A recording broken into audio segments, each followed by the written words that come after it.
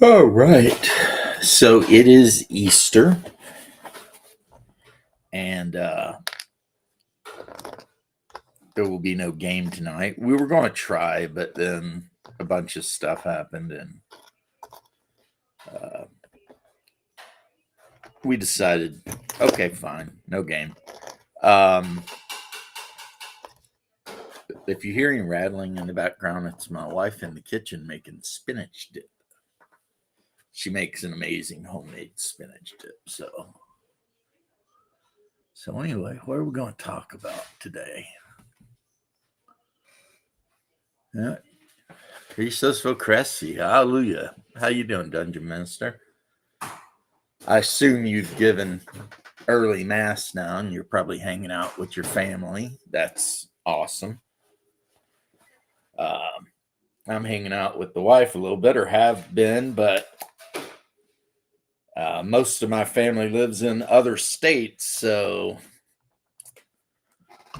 now my brother was lucky. He lives close enough to our parents that he could just drive up there to see them. But anyway, on to the more important thing. Yes. I hope you're having a wonderful Easter, Mr. Minister and James Lowry. But I want to know, James Lowry, were you named after James, the son of Zebedee, or were you named after James, the one that had the bad leg?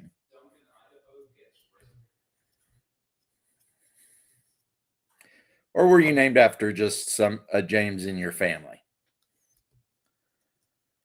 Meanwhile, I am painting up one of the, I would say, easiest miniatures I'm ever going to paint in my life, really. And that is these ghouls I 3D printed. They're super easy to paint if I can get the focus. They're super easy to paint because basically you just give them a coat of, I like to water down actually the plague bear flesh. I add a little water to it so that it's not super overpowering. And you just give them a nice thin coat. And hanging out with my chair, the boys are watching the Peanuts. Oh, I used to love all of the Peanut stuff. Yeah, those were the days when we were kids, and those. That's cool that your kids get to experience that too, or King James, or James what? Yeah, there's a lot of James, but I've been watching The Chosen with my wife, and so I've got that in my brain right now, you know.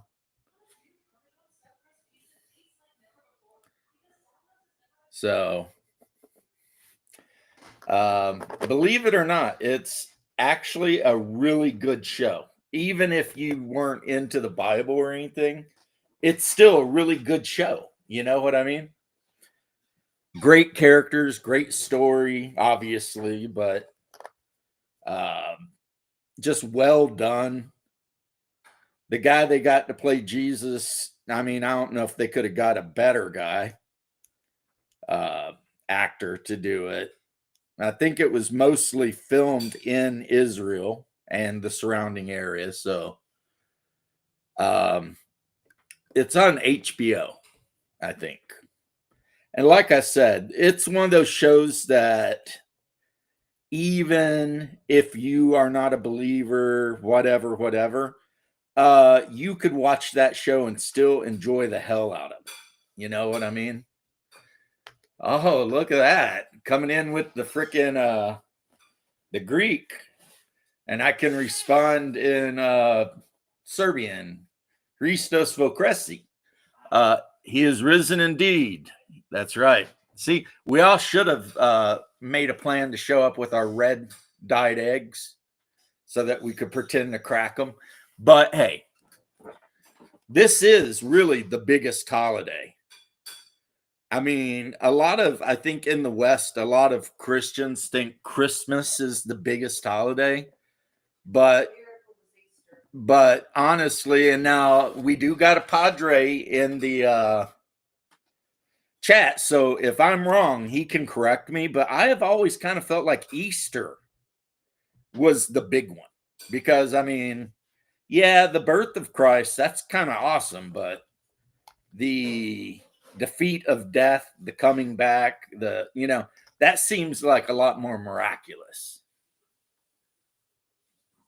Filmed in Texas. It's on an app. Really?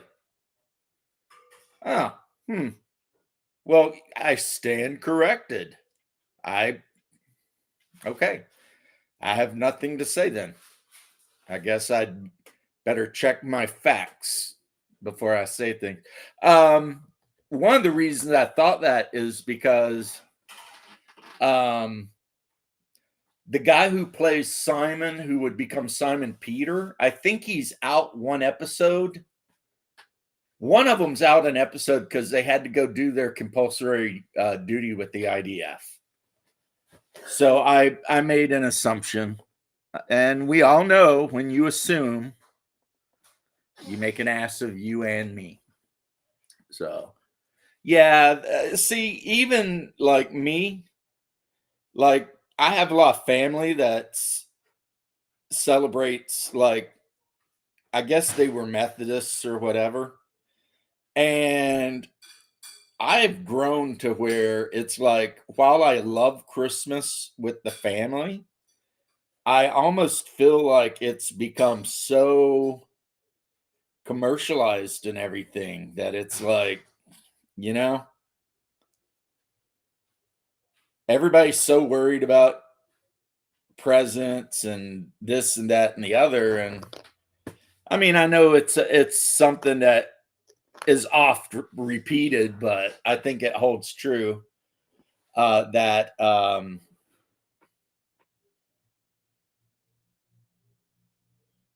yeah, it's become a little bit too much of a Hallmark holiday. But but whatever. So yeah, my OSC game is off tonight, which is fine. That'll give the players another week to stew on whether or not they're dead from the Blue Dragon hitting them all with lightning breath. And we'll just get together in a week. Even though I'll be honest, I mean, since I did do everything early, and like I said, don't really have too much family around, I would have ran it, but other people had stuff to do, and unfortunately, that is just something we DMs have to deal with. So yeah. I didn't even know that The Chosen was on DVD. Hey, happy Easter to you too, doppelganger. Yeah, I didn't even know. I didn't know much about it. It was actually my wife who heard from her Vietnamese nail people or whoever she heard from. I don't know. But she heard from somebody. And then she was like, "Hey, since we're just hanging out, let's watch this show." And I was like, "Okay." And it was great.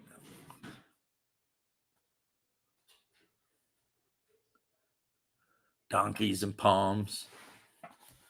Yeah, it was so crazy. On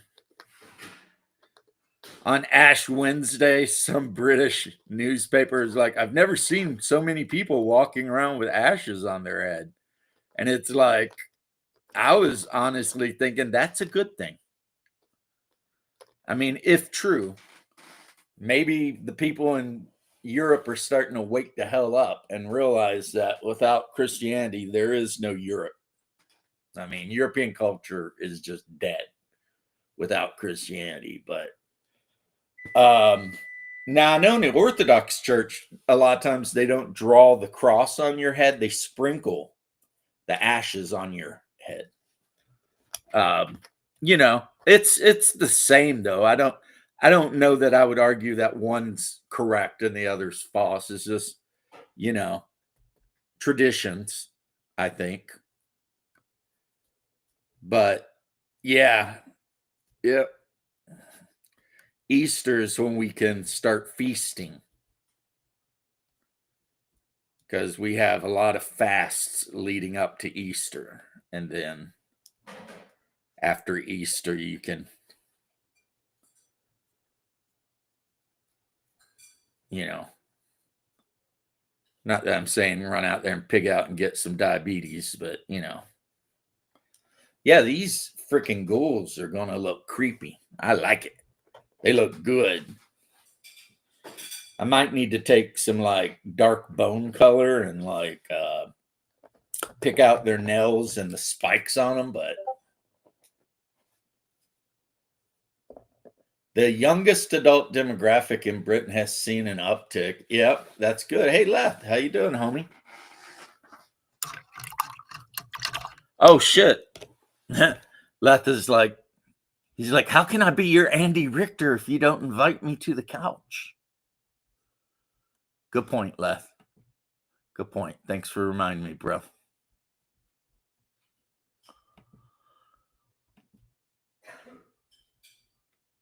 Okay. I don't have a mouse on this computer anymore because I took it for the new computer that I'm actually gaming on.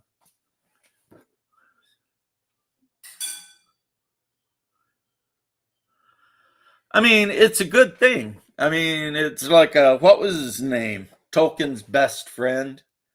And the basic argument is if you live the lifestyle and you're wrong, the worst thing you can claim happening to you is you lived a good life.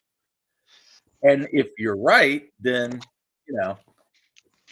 whatever. But if you live a life of debauchery and everything like that, then the best thing that can happen to you is that you didn't live a good life.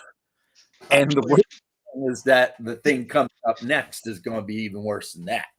How you Actually, doing, James, I was wondering, how could you have an Easter video without the corrupt priest? the corrupt? Yeah, but I'm pretty sure that guy's probably not a member of the same church. C.S. Lewis. Yeah, that was one of the arguments C.S. Lewis made to Tolkien when they used to walk around. I want to say Oxford, but I'm sure someone else out there knows more about it than I do. But I think I seen a video about that. I just can't remember much about it. Well, there was a It's been a long documentary time. that went into it. It was C.S. Lewis, Tolkien, and someone else. There was a third guy. Oh, I didn't. Maybe And I they were seen all something different then. teaching at this really fancy university. And I think, if I remember correctly, they were also members of a writers club that used to meet at a local pub. But the Yeah. other thing is that Lewis and Tolkien, during their breaks between classes, would take long walks through the countryside around the university and just talk. And Oxford, yeah. So that's a big one too, Oxford. That's like, even though if I remember correctly, Tolkien was born in South Africa. See, I didn't know that.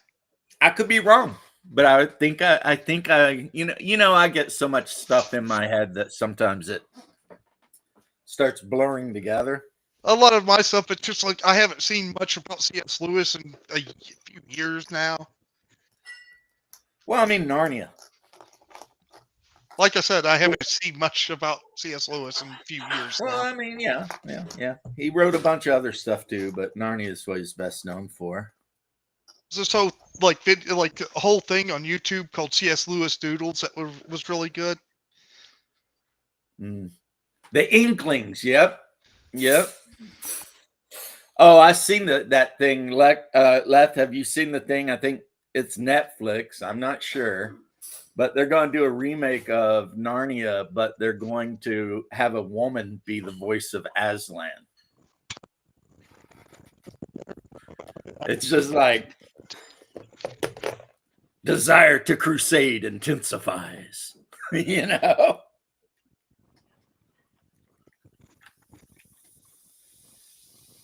But yeah. I have had to, not had to, but decided to 3D print monsters that are in the adventure I'm running that I had none of. And you're going So, to give them Easter themes. and what? And you're going to give them Easter themes. Screw Tape Letters is my favorite. That and The World's Last Night. Yeah, I've seen the Screw Screw Tape Tape Letters. Letters. Isn't that the one where like the devil writes a letter to a demon or something? I'm not sure I anymore. think I own that. Yeah, and they're like discussing the plan or something. Am I thinking of the right thing? You might be right. I think that is right. So I've got a billion orcs. I've got a bunch of ghouls, but the main thing I had to print out is a beher or beher, however you say it. But here, I know A those behir. things. Yeah, I was it's eaten like by one. it's like an 8-legged. It looks like a dragon, but hates dragons. At least that's what I've. Yeah, it's got like a ton of legs, and it likes to constrict people, and also it breathes lightning bolts. Yeah. Again, my character got eaten by one. I almost died that way. Well, I mean, not a good way to go. I wouldn't think. Yeah. I made a new rule in my game, which only really affects the gnomes, and that is that if a bullywug tries to swallow one on a nat 20, they do. So that makes your typical one-hit die bullywug even more of a terror because I wouldn't blame you. You know what I mean? Because now not only are you worried about the spear and stuff, but if you're a halfling or something, you're worried about a bullywug leaping at you and freaking just gulping you down. I gotta get up for a second. I sat down, but I didn't turn my fan on, and I can't be in a room without a fan.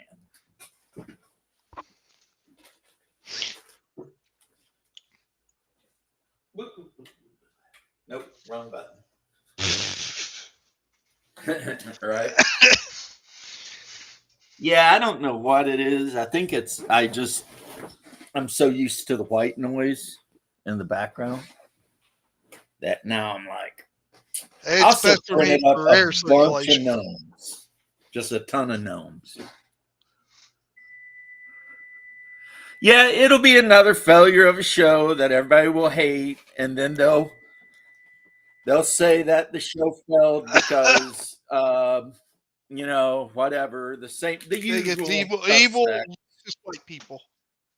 Yeah, the evil white males refuse to watch it because they hate people, and they'll it's like, no, maybe it's because it's blasphemous. It's literally like blasphemous, but I won't worry about it because I won't be watching it. Yep. I've been pretty picky about what I watch lately.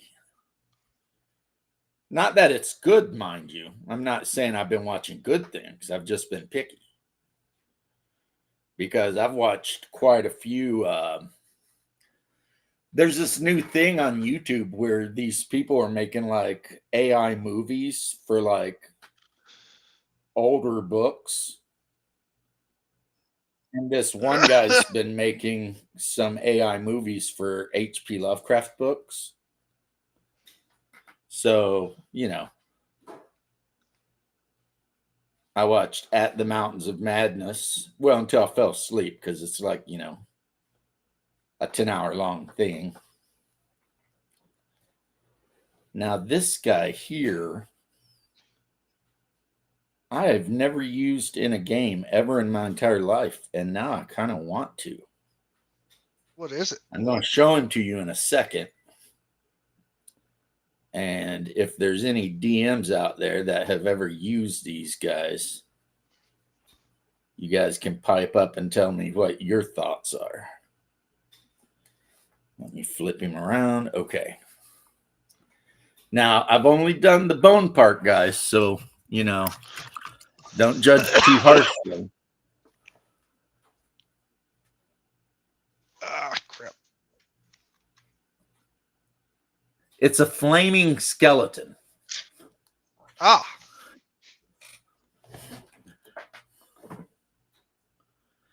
I know, Andre, none of it makes any sense, but I've never used a flaming skeleton in a game, and they're in the books, you know? So I printed out like 3 of them.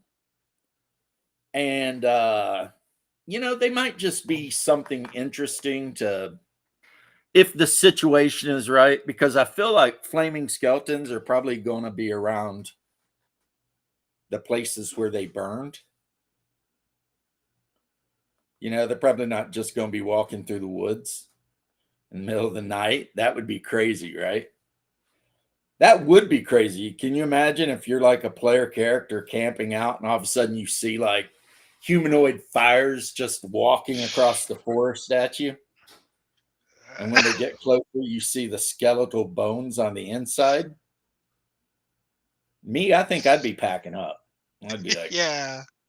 I don't even know if I'd be packing up. I might be like, okay, they can keep the tent. I'm out of here. I'm not even going to Time to wait. go. Yeah, time to go. It's like, I didn't even know bones could burn, but apparently they can. So I am leaving. But there's so many cool monsters in the monster books I haven't used really. And I feel like I'm going to have to start changing that. I kind of fell into I guess you could call it the Tolkien. I wouldn't call it a trap, but just the Tolkien mode of thinking where most of the monsters I most commonly used are in Tolkien. So it's like, orcs, goblins, dragons, trolls, things like that. And, I don't think there's anything necessarily wrong with gaming that way. I mean, especially if you're playing Mercs or the One Ring.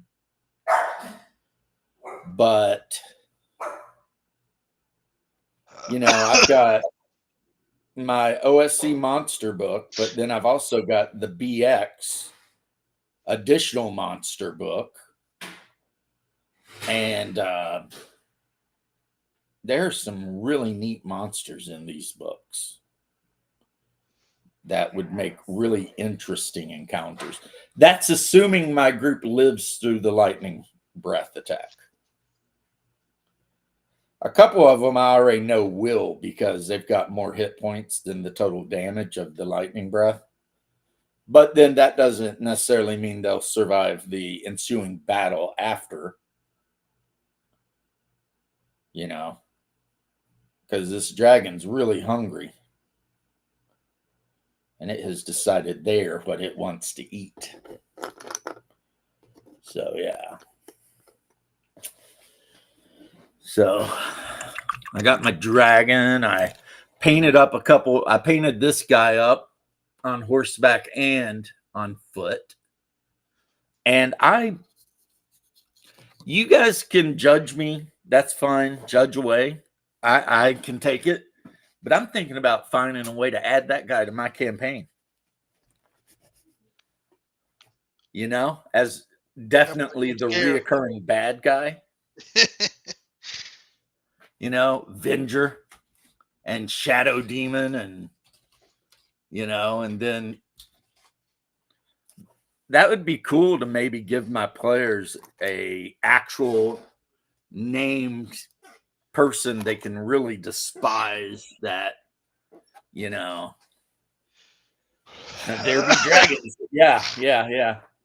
The adventure I'm running, yes, on the Wandering Monsters chart on a 19 out of 20, there definitely be dragons. A blue dragon. And it's flying up really high, and it sees the party walking up the mountain trail and decides to swoop on down and give them some lightning. And that's what happened. And that's when we ended the game. So, And it's OSE, so a lot of the characters do not have a ton of hit points. And I'm pretty sure all of their ponies are going to be dead. Just, I was looking in the book, and I think ponies are like 1+1 hit die. So even if they saved, they would still die, you know. So it's definitely going to change things around for them, you know. And the other thing is, unfortunately, it's a combat that's going to suck for them, because if they kill the dragon, that's great and all, but they don't know where the dragon's lair is since it's out hunting. See, this is the Bahir that I printed.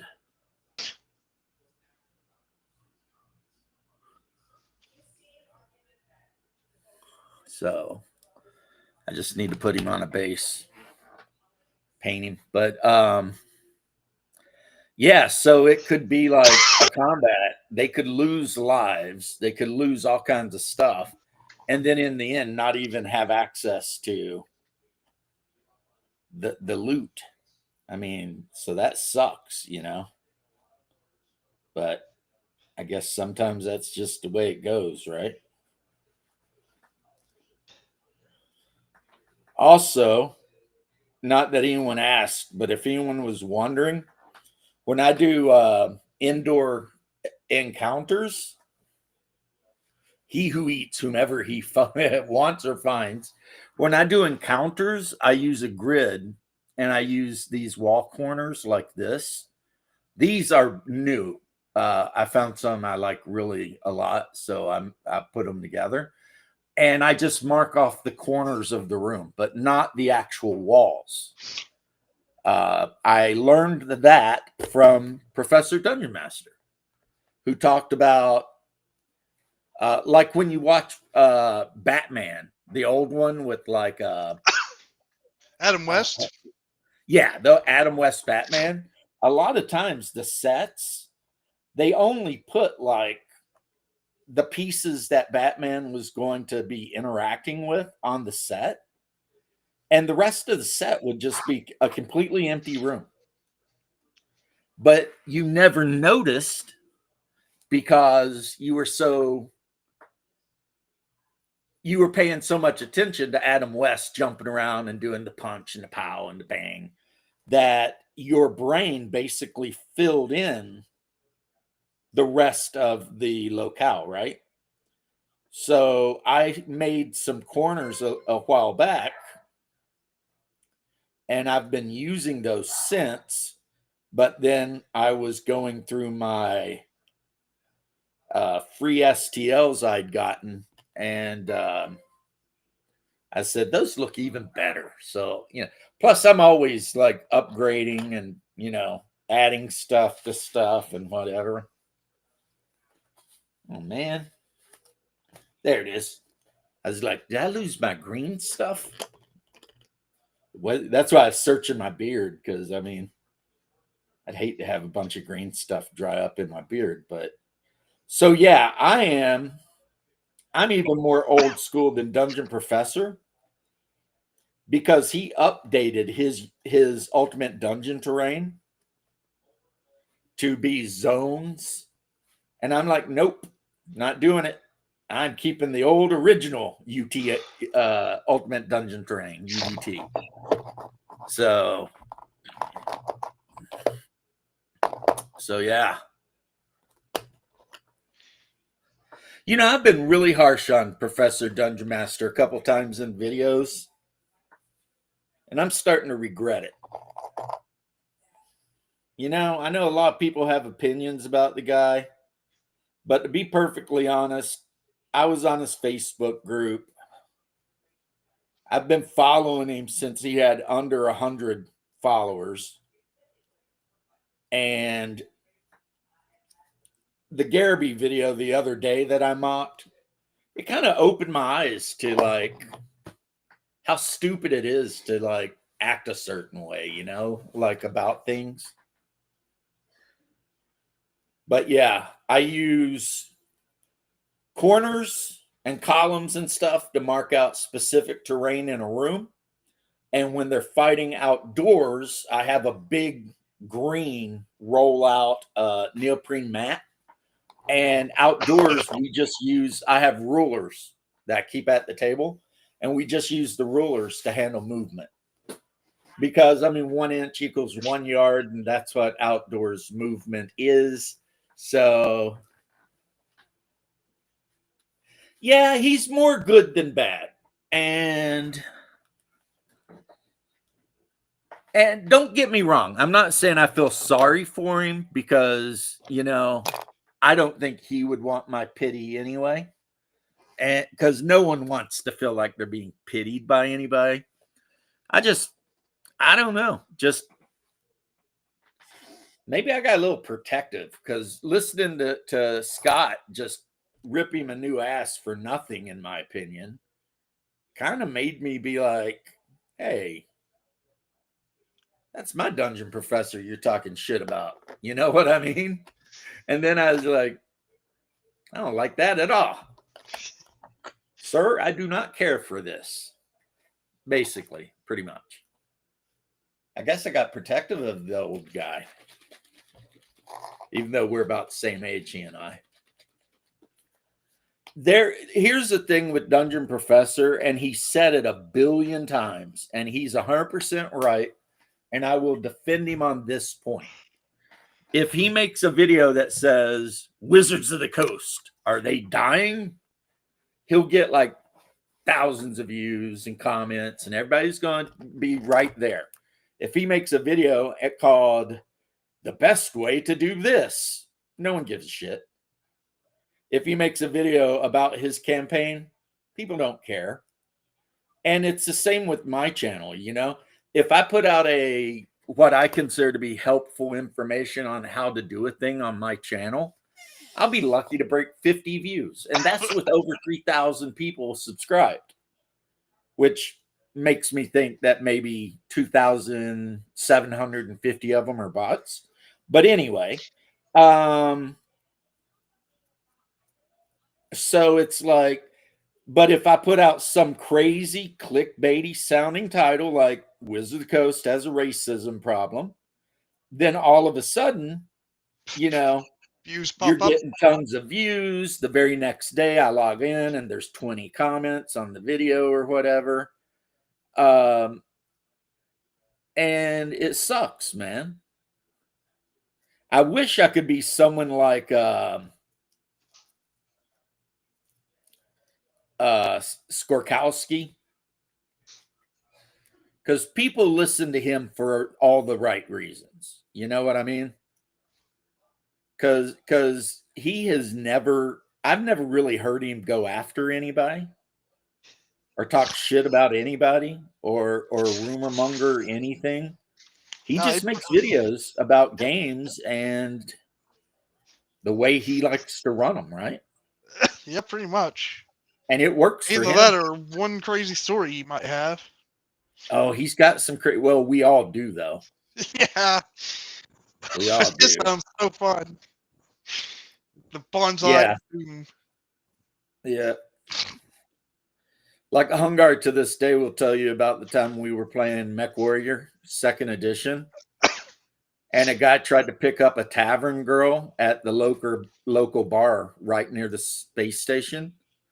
And he crit fumbled. And this player, who I don't see at all really anymore, he was so quick that when he saw he wrote a quick a crit fumble, he himself said, "Hey, baby, do you want a drink? It's called a leg spreader," right? Happy Easter to you, Mobius. And everyone at the table just started rolling, And that wasn't because of anything I did that was witty. That was 100% the player rolled, saw how bad he felt, and immediately said the thing he thought would be the most offensive to the person he was trying to talk to.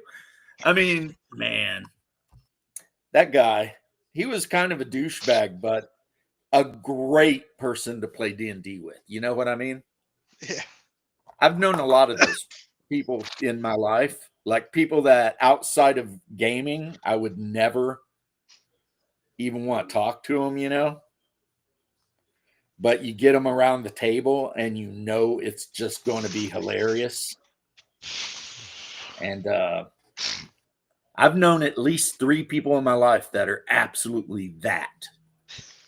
You know, it's like I wouldn't trust them alone with my wife, but would I play D&D with them? Yeah, because they're, you know, because humans are complicated, you know? And just because a person might be a douchebag or whatever in like 90 ways, they still might be one of the best role players you've ever gamed with. So, yeah.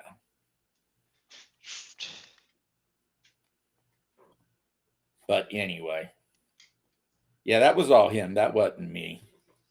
But we had a lot of things like that go on, you know, throughout the years growing up.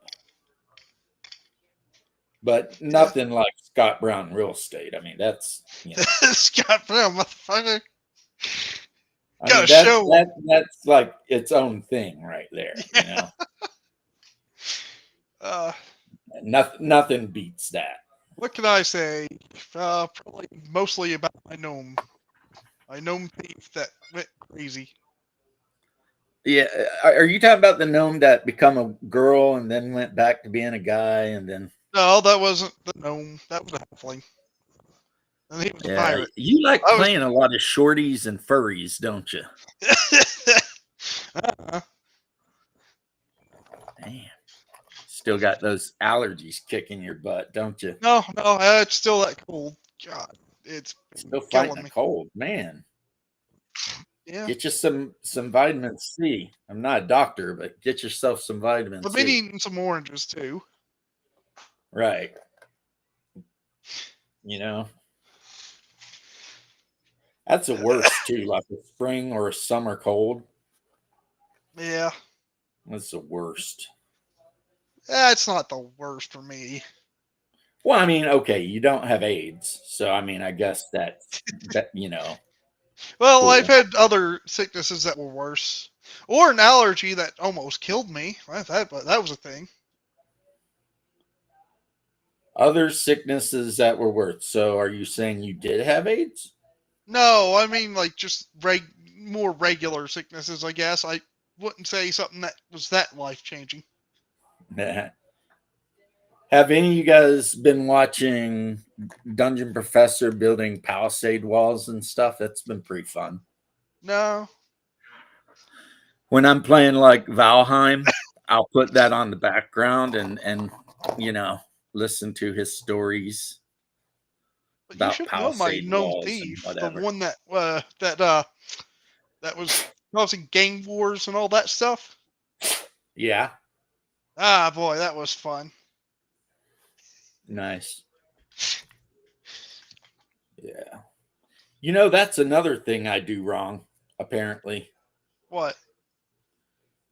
I have been told by people who have channels that the worst thing you can do if you have a channel is to promote other people's channels. Because what you're doing is you're having people who are watching you go watch them. And then they may never come back. That's like a tactic. You know what I mean? That I've been told about. And I feel I'm like like, I don't care. I feel like that's only for the people who care and want to make, a career out of being on YouTube. Right. I don't care about this enough to be like, note to self, never mention anyone else's channel. It's like, that's weird.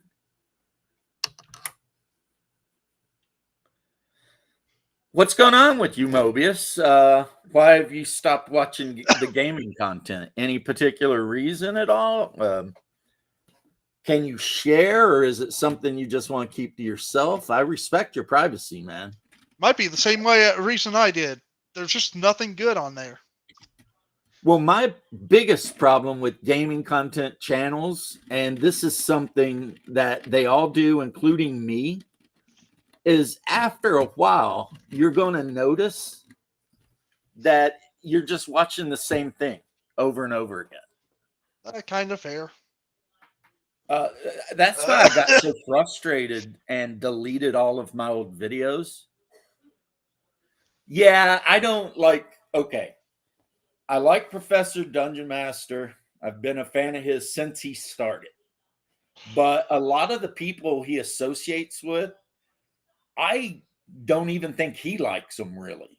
But I think that because of the nature of uh, the YouTube, whatever, that it's in some people's best interest to try to latch themselves on to a more popular, like, can you imagine if out of the blue, right, Asmongold showed up on my channel and just we start talking shit about something? And for those of you who don't know, Asmongold is the most popular Twitch streamer on the planet right now. There would be so many people showing up on my channel just because he showed up. And I don't know how I feel about that, really. It's like, You just don't want to become an orbiter. or a whore, or whatever. I mean, I don't know what I started this channel basically as a way to keep myself busy when I was hurt and couldn't do anything. And there's actually another channel out there under the title Lamenter Captain,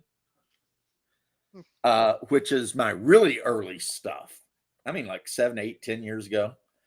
And just over the years, I've just gotten to where, yeah, I was never motivated by anything but boredom, Now, since I've been doing this, I will admit, I have encountered some people that I've grown, at least in an internet sense, pretty fond of, Like, I don't know, and this is not meant as an insult. I don't know if we're friends because I've never met them. But as far as bullshitting around on the internet and stuff, I've met some people that I think are super cool and that I would have a beer with if we were ever at a con or something together. I'd definitely be like, what's up, But yeah, the whole point of the earliest videos I made were me and Sean are talking about Traveler. I made a shit ton of videos about Traveler, Classic Traveler, Traveler 2300. I made a narrated a Twilight 2000 story about a guy that everyone just called Alphabet because no one could pronounce his name and it had like a lot of letters in it, and how he had fought for both sides multiple times during the course of the war because every time he got captured, they would just force him into the, so just constant game pressing. Yeah, so he is at this point not entirely sure if he started out with NATO or the Warsaw Pact. And because the war's been going on for 10 years now. So, he's not entirely sure where he even started. He's got a Polish name, though, so he suspects he was probably Warsaw Pact. But then again, maybe not. It's like, I feel like Poland would be that one would be on technically both sides. Like there's like the official Warsaw Pact Poland and the exile regime. Yeah. Well, this is World War III, and he's freaking. He was one of the characters in the Twilight 2000 campaign I ran. I ran a Twilight 2000 campaign in mid 90s for a close set of friends of mine. And it was a good campaign, but it ended with everyone dying. So, yeah, old Shonner content. Pretty good stuff. I like my Shonnerception videos where Shonner would react to someone, so I would react to him reacting. And I think there's even one of them out there. I don't know if it still exists where Shonner reacts to me reacting to his reaction. It's like, how far down the well are we going on this one, Do you take the red pill or the blue pill? You know? At this point, there might be a purple pill. Who Mhm. knows what that does? Yeah. Well, his old traveler videos, it was him always talking to his computer. He had programmed his computer to sound like a woman, to have a female voice, and he would like say stuff to it and it would answer him. Now, I don't know if he was, you know, giving it the answers to tell him, but the whole setup was as if it was the computer on a starship. And I mean, it wasn't like the most like, it wasn't like a super difficult thing for him to have done. It was actually pretty easy, I think. But it was still really kind of cool, you know? It kind of Yeah.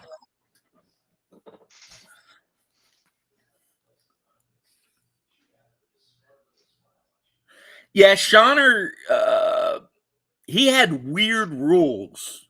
I mean, may he rest in peace on this beautiful Easter day. But like, I remember he banned a bunch of people and they were really mad. So I asked him point blank, I'm like, Shawner, why are you banning all these people? And he's like, he had a rule where if you didn't have your own channel and put out content, he blocked you. He was not interested in anything you had to say. And I was like, damn, man. You know, but one time he sent me a message on my Discord, which I check about once every 3 days. And because I didn't immediately send a message back, he blocked me. But then he always unblocked me, though. Not that I'm special or anything. It's just, you know, that was just the relationship he and I had. You know what I mean? It was like Shawner, I think, probably blocked me 50 times during the last, you know, while he was with us during the last however many years. Yeah, he's probably blocked me 50 times. But then he'd always unblock me. But he wouldn't tell me he unblocked me. I'd just find out, you know, one day he'd start talking to me and I'd be like, oh, well, I guess I'm unblocked now. And that was just the way of the world, man. The way of the world. The way of Shawner. Yep, the way of Shawner. Kind of like the way of water and the way of fire. Except it was the way of Shawner. He was a Shawner bender. Right? The last Shawner. The last Shawner bender. I mean, that dude was he was something, man. And then he got into the whole everybody in the whole world's playing the game wrong but me. That was a weird time.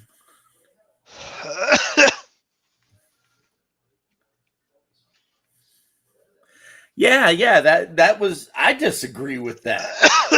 But that was just, I mean, that was just the way he was. And I mean, yeah, I can disagree and be like, hey man, that's not cool. But I mean, I'm just a random guy like you are. I can't tell him what to do with his channel. And if he wants to ban anyone who goes on his channel that doesn't have a whatever, then I mean, all right. You know, I guess. I mean, you do you, right? That's pretty much my response to all of that drama. Is just like, well, you do you, bro. You do you, because at the end of the day,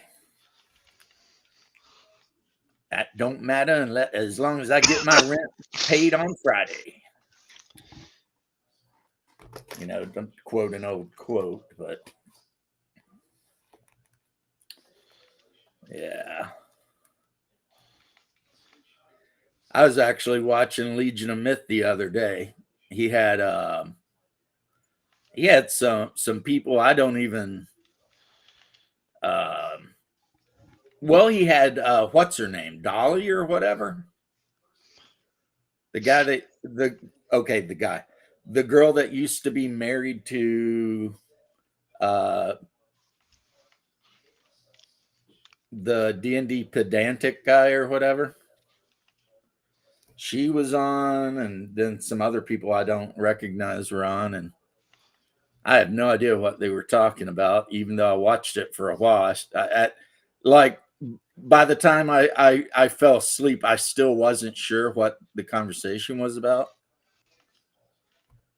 which is not meant to be an insult. I just wasn't following it. That could have been my brain fog, you know what I mean? From being sleepy when I put it on. But yeah. But I was like, wow.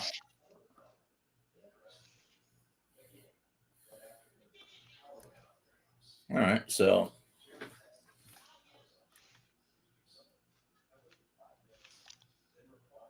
I haven't painted the back yet, but that's what we're basically looking at.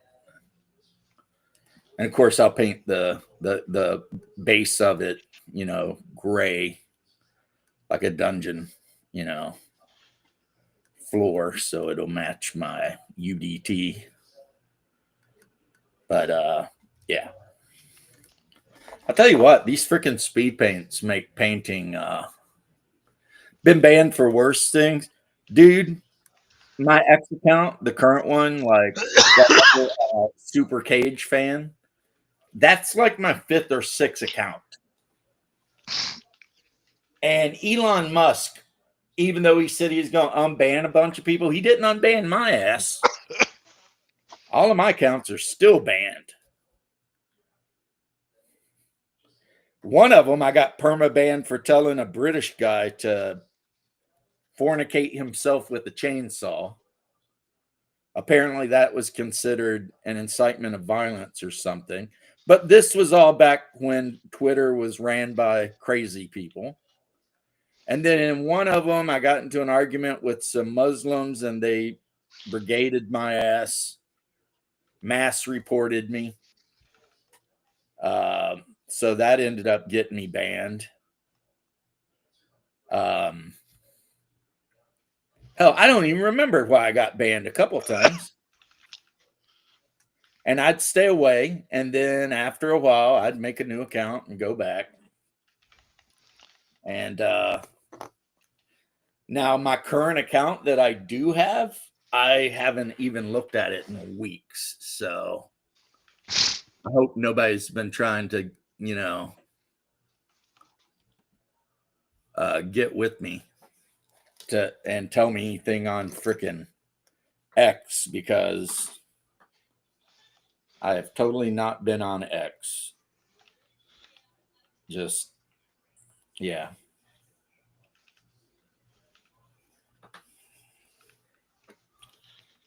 So tonight, I believe, is it tonight that Shadow runs his Traveler game? Or was that last night? And for those of you who have any slight interest,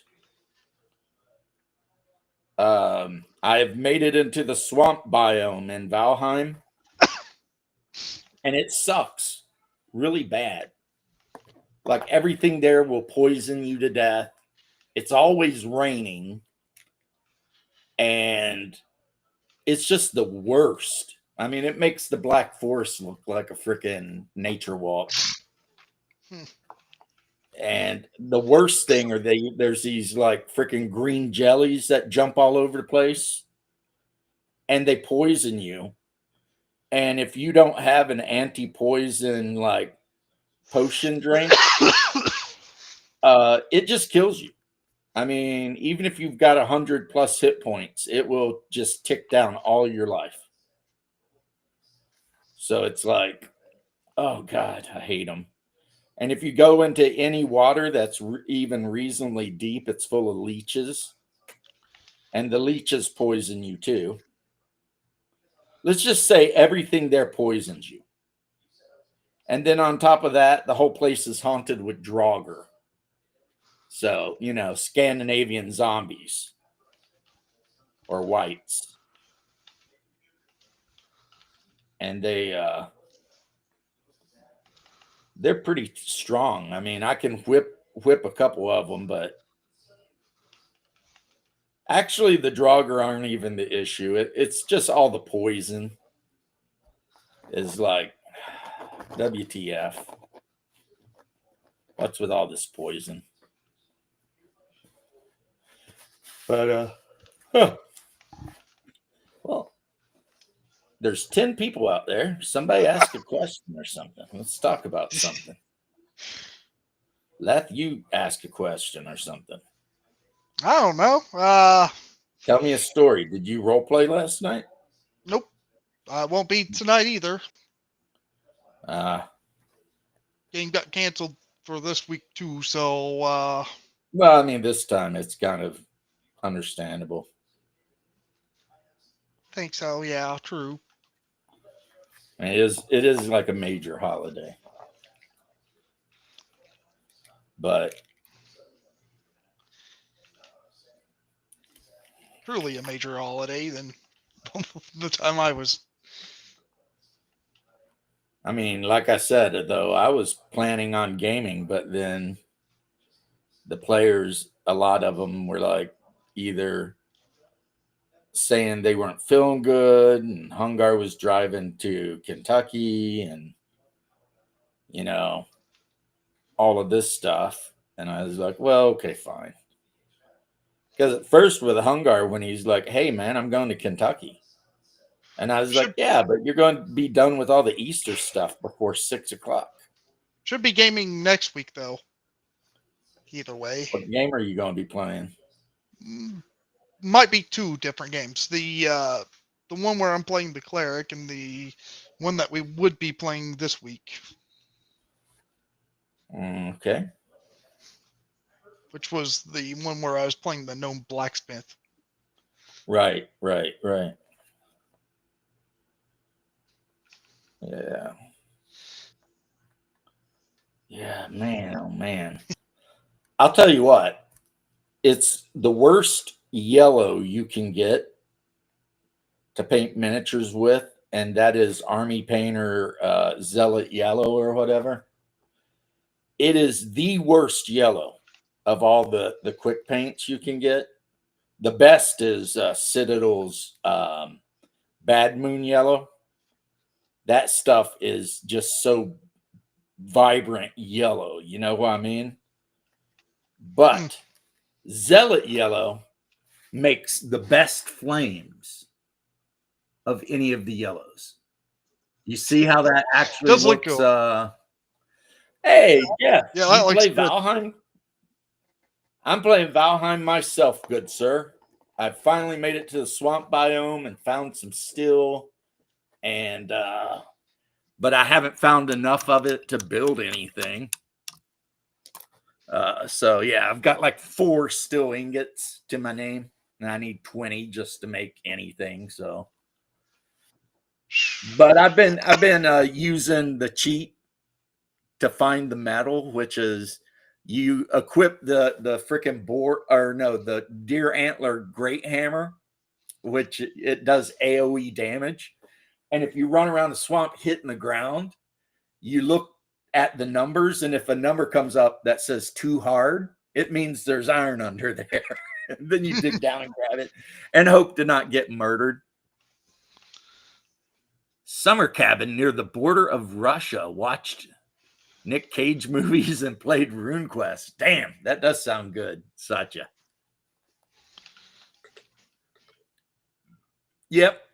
Well, I mean, if I want to play a board game, my wife bought me Mosaic, which is kind of like Civilization, the board game. And we have Splendor. We have a lot of games. So the wife and I could play some games. And also, I own some role-playing games that have solo modes. So, where you just roll on charts and try to not die. But and it's good to see you, Satya. I'm glad you had a good time. down in the summer cabin. Sounds amazing. I'm jealous a little bit, I guess. Actually, I'm jealous of my brother because he's up in Kentucky with my mom. And I'm down here without my mom. And I like my mom. So, but at some point in the not too distant future, the wife and I will be moving up into that area. And then we'll be able to see him quite often, I imagine. And that will be fun. That'll be good. We just got to keep doing what we're doing. So let me see here.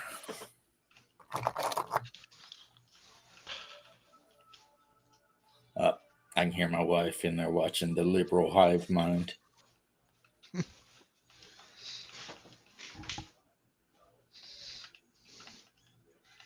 Yep. I needed to paint this guy's pants since I have some paint out. This guy, I still need to neaten him up, but he is a slaver. So yeah, he's got his like manacles and his whip. Mm-hmm. And I've got slave girls that go with him.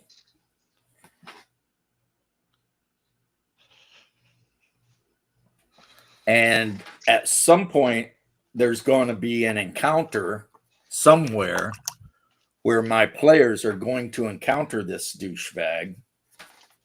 And then we'll see what they do, whether they join them. Well, I know what they have to do, really, because a couple of the characters are lawful good. So they're not going to stand there and watch a slaver dragging a chain of people away.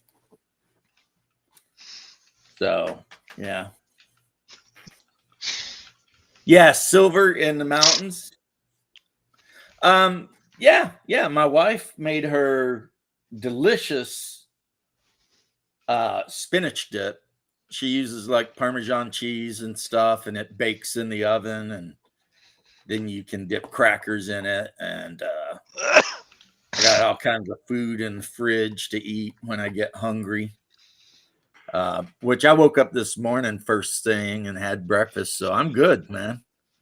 I am ready to rock. I'm just I got my UV box over here. I've got my Bahir in it, and I've got all these 60 mil bases, but I think my Bahir is going to need a 90. And I know I've got a 90 mil base around here somewhere. I just don't know exactly where. So ain't that a biatch? Yes, a little bit. But yeah. Because it's a big monster. I mean, I didn't expect it to be as big as it is, but it's pretty big. That's what she said. So I need to find that 90 mil base I've got laying around here somewhere. I think it will fit perfectly on that, the 90. See, I'm moving paint around. I've got paint just scattered all over the damn place. It's like, what are you thinking? What are you thinking, lad? With all the paint all over the place. I mean, if I painted, that's probably what would happen with me. All right. If I absolutely wanted to, I could just grab my polystyrene sheets. I bought a stack of 20, 12 inch by 12 inch by like 6 mil or whatever polystyrene sheets. And I could just have cut out a custom base to fit it. But if I've got the 90 laying around, I'd just rather use that. But yeah.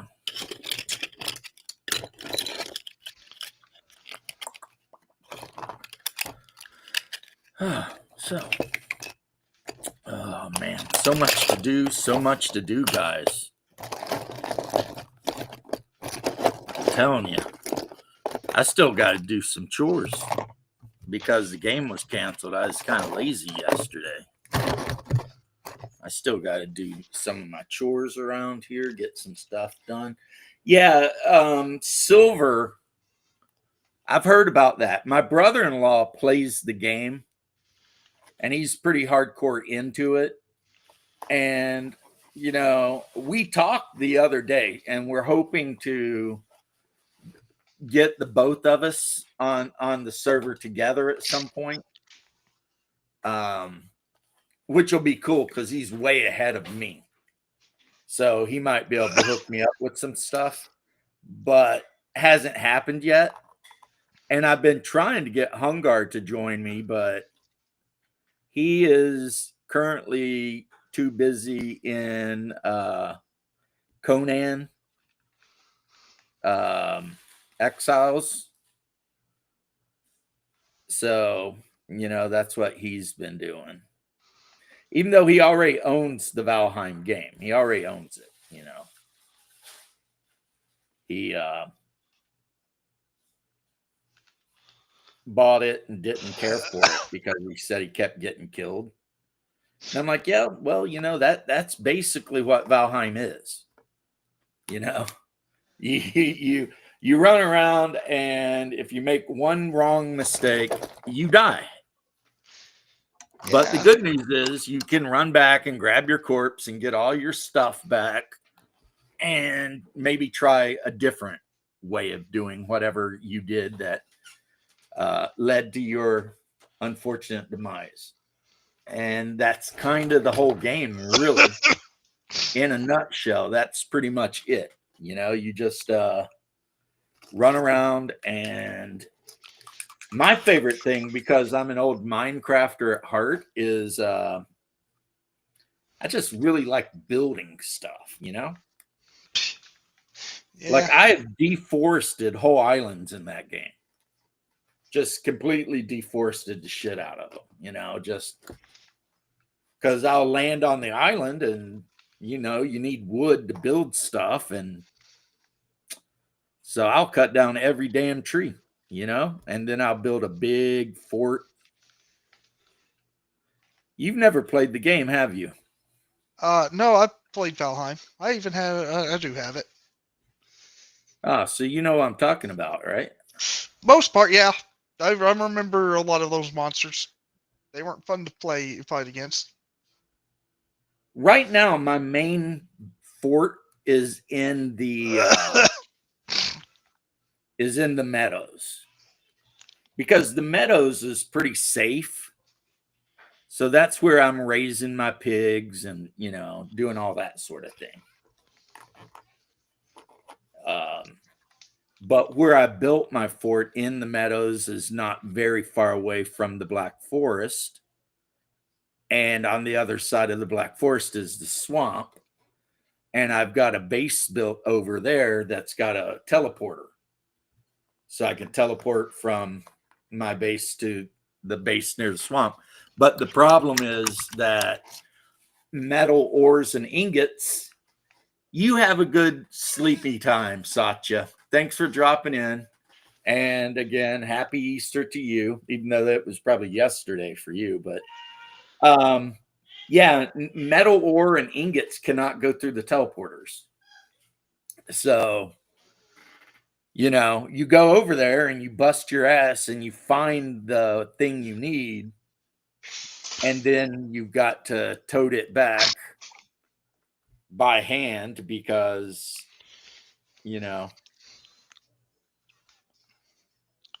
or by ship. I do have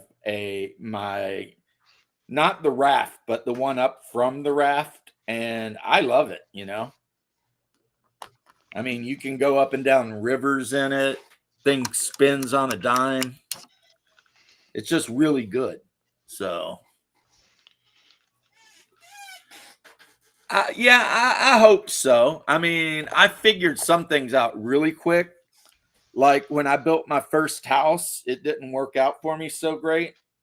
So once I unlocked the hoe, I gathered up like stacks of rock, and then I used the lift ground on the hoe with all those rocks to build like a platform, like a plateau, really. And then I built my house on top of the plateau. Uh, and then after that, the monsters couldn't get to me, and they can't damage the mountain. I mean, I think trolls can, but most of your monsters can't. And then my brother-in-law told me to dig a moat around it. So I did that. And so now, it's pretty safe. But I mean, it's a super interesting game. It's definitely not one that I thought I would like, but my brother-in-law, he sold it so hard to me, about you'll love this game, you'll love this game. And turns out he was 100% right. I love the game. Sometimes I just run around and just look at stuff, like I've got at my home base in the Meadows, I think I've got around 12 beehives. So I'm pretty good when it comes to making the mead and everything like that. And all of my equipment is like level 3 at least. So, everything's, pretty leveled up. Like even in the swamp, if I get jumped by skeletons or Draugr, when I equip my mace, I can 2 or 3 shot them, skeletons, especially with the mace. I can definitely like 2-shot a skeleton, send him right back to wherever he came from. But Draugr are a lot tougher, especially if they're champions. They got the stars and all that. But what I did in the swamp, since it was so tough, is I found one of the trees that you can't cut down, and I actually built a platform in the tree with a ladder leading to it. So like when it gets dark, I go hide in the tree, my little tree house, because the monsters can't reach climb. anything to destroy it. Yeah, and they won't climb up the ladder. So I can just go hide in the tree house until morning. Plus, I've got a fire set up so that I can get my rested bonus, which makes a huge difference in this game. Being rested versus not. Yeah. A huge difference, But somebody's sending me messages on something. I hear a beeping, but I don't know what it is. But I would call my brother, but I don't know. He's probably eating dinner with my mom right now.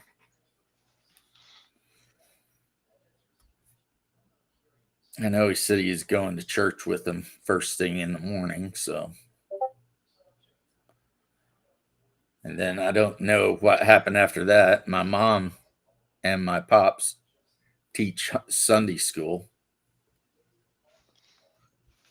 My pops teaches the kids Sunday school, and my mom teaches adult Sunday school or Bible study for adults. So her and I talk about stuff sometimes. I told her if I move up there, I'm going to try to convert everyone in her church. She's like, what? I'm like, yep. I'm going to show up to the church with like a stack of icons and just be like, all right, let's get it done. Yeah, not really though, but it'd be funny. Or maybe it wouldn't. Maybe I'd get everybody disowned. I don't know. I love these old school dwarves. I found some STLs, and they're old school dwarves based on like third, pretty much based on Games Workshop from like the 90s. And so, of course, that means they're not, the most greatest miniatures ever made. They're not, whatever. But at the same time, there's just something about the look of the old school Citadel miniatures. I would say from the time before they totally sold out and become a bunch of bitches. There's just something about them that's so cool. Let's see if we can get that to focus it. You see that? Like, I can't even explain it. They're just stumpy little whatevers, but they're just super cool looking, in my opinion. There's a guy out there, for those of you who 3D print, spear and sword best against the Draugr. I'll have to take that into account, good sir. I have enough brass to make basically any brass weapon and just level it up to 3. So yeah, I should probably head back to my base and make a sword and a buckler. If I'm going to be serious about fighting. But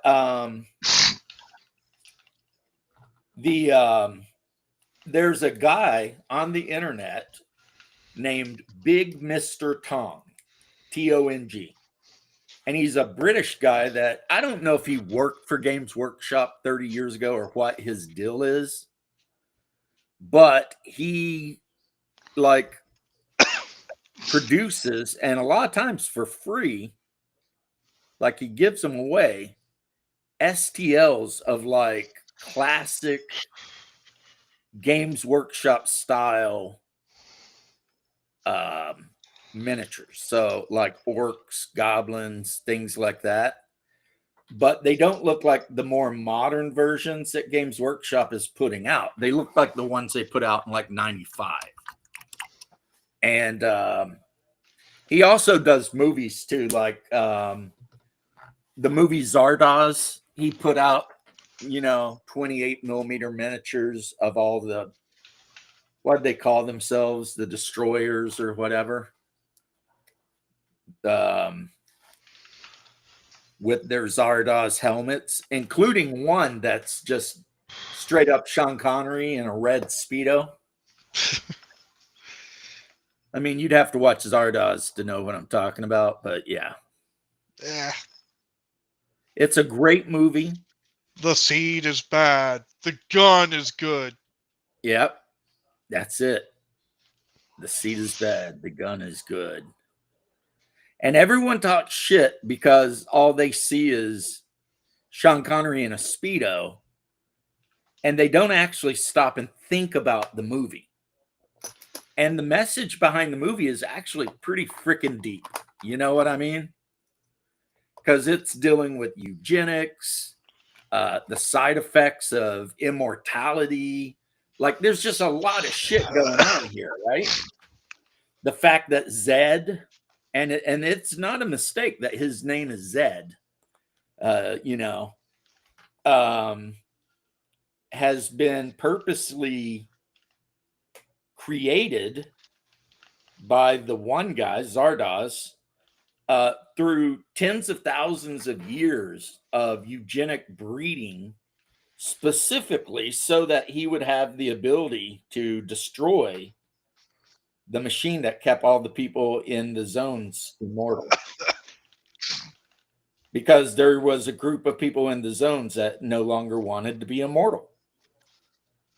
So yeah, that was the whole thing that guy was doing. He was creating, basically, Zed is a mutant who was specifically created to be resistant to that super machine they had created. So I mean, I get it though when people laugh because it's Sean Connery and Speedo running around. I understand that is funny. I don't think that's the only thing that makes it funny. I mean, the guy in the poorly drawn mustache. Yeah, but I mean, there's a reason though. He did that, and that was because they couldn't change. Yeah. Yeah, Jeff. I used to have one, and my ship got sank out in the middle of the ocean, and I lost everything. And for some reason, I never remade the buckler. But I'm sitting on like 3 stacks of brass and tons of hides. So there's no reason for me not to have a buckler. I have no excuse except that I just was lazy. Just like I used to have a sword and now I don't. And there's no excuse. I just basically got lazy and I was like, the axe, not only can you cut trees down with it, but you can also smack monsters upside the head with that thing and kill them. So I'm running around basically doing the Viking thing with an axe, just doing my thing. And it seemed like a great idea at the time. But as you're telling me stuff and I'm thinking about it, I'm starting to realize that, yes, I need my brass buckler. I need my level 3 brass sword. I just need to go ahead and bite the bullet and do that. I also need to head back to my home base just for no other reason but to grab more food. Because I've been over in the swamp for quite a while now, and I'm starting to run low of the good food. And I have never played a game where what you eat matters as much as it does in this game. It's like if you're not eating high end food and stuff, and you go after like a boss mob or something, there's a really good chance you're going to get wrecked. Riggedy riggedy wrecked, yo. But if you've got good food and everything, then you'll be fine. Usually, mostly. Plus, when I head back to my Meadows camp, I need to make some more anti-poison meads. I mean, one resource that I know I have more than I'll ever need is honey. Because, like I said, I've got like 12 or 13 beehives working. So every couple of days, that's like 40 plus honey combs, and so yeah, I can make all the honeyed pork jerky and all the other stuff I can handle. I've also got a really big carrot garden going. I think the last time I planted it out, I planted 120 carrot seeds or something. So, ton of carrots. So, I can make carrot stew. I can make honeyed pork. I can make deer stew. I can make meat goulash. I've already got it all made, really. It's just back at my home fort and I need to go get it. This character right here. Look, I played World of Warcraft for about 15 minutes, right? Before I realized I really did not like World of Warcraft at all, right? But this STL, I think this is a Big Mr. Tong STL for a gnome. Doesn't this gnome look just like the WoW gnome? Yeah. Yeah, Might be based off of that gnome. I was like, she looks just like the WoW gnome. Of course, I printed up like 6 of them. Well, the adventure they're on, they're actually searching for a gnome encampment in the mountains. So I printed up a bunch of gnomes, and the ones that were the same, I reversed them so that some are right-handed and some are left-handed. And, I just did everything I could to make them look a little different. And then, of course, I'll, put them in different clothes and hair colors and stuff. So, yeah. But I went with the old school classic looking gnome. So, like, here's a gnome miner with a big ass pickaxe. He's got like the big sweeping handlebar mustache, and he's got like that big hat. You know what I mean? Yeah. Because I like that. To me, that's what a gnome's supposed to look like David.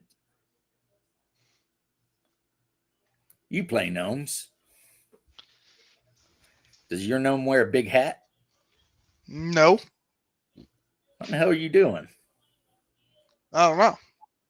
You're playing wrong. I guess. Everybody knows gnomes got to have big hats.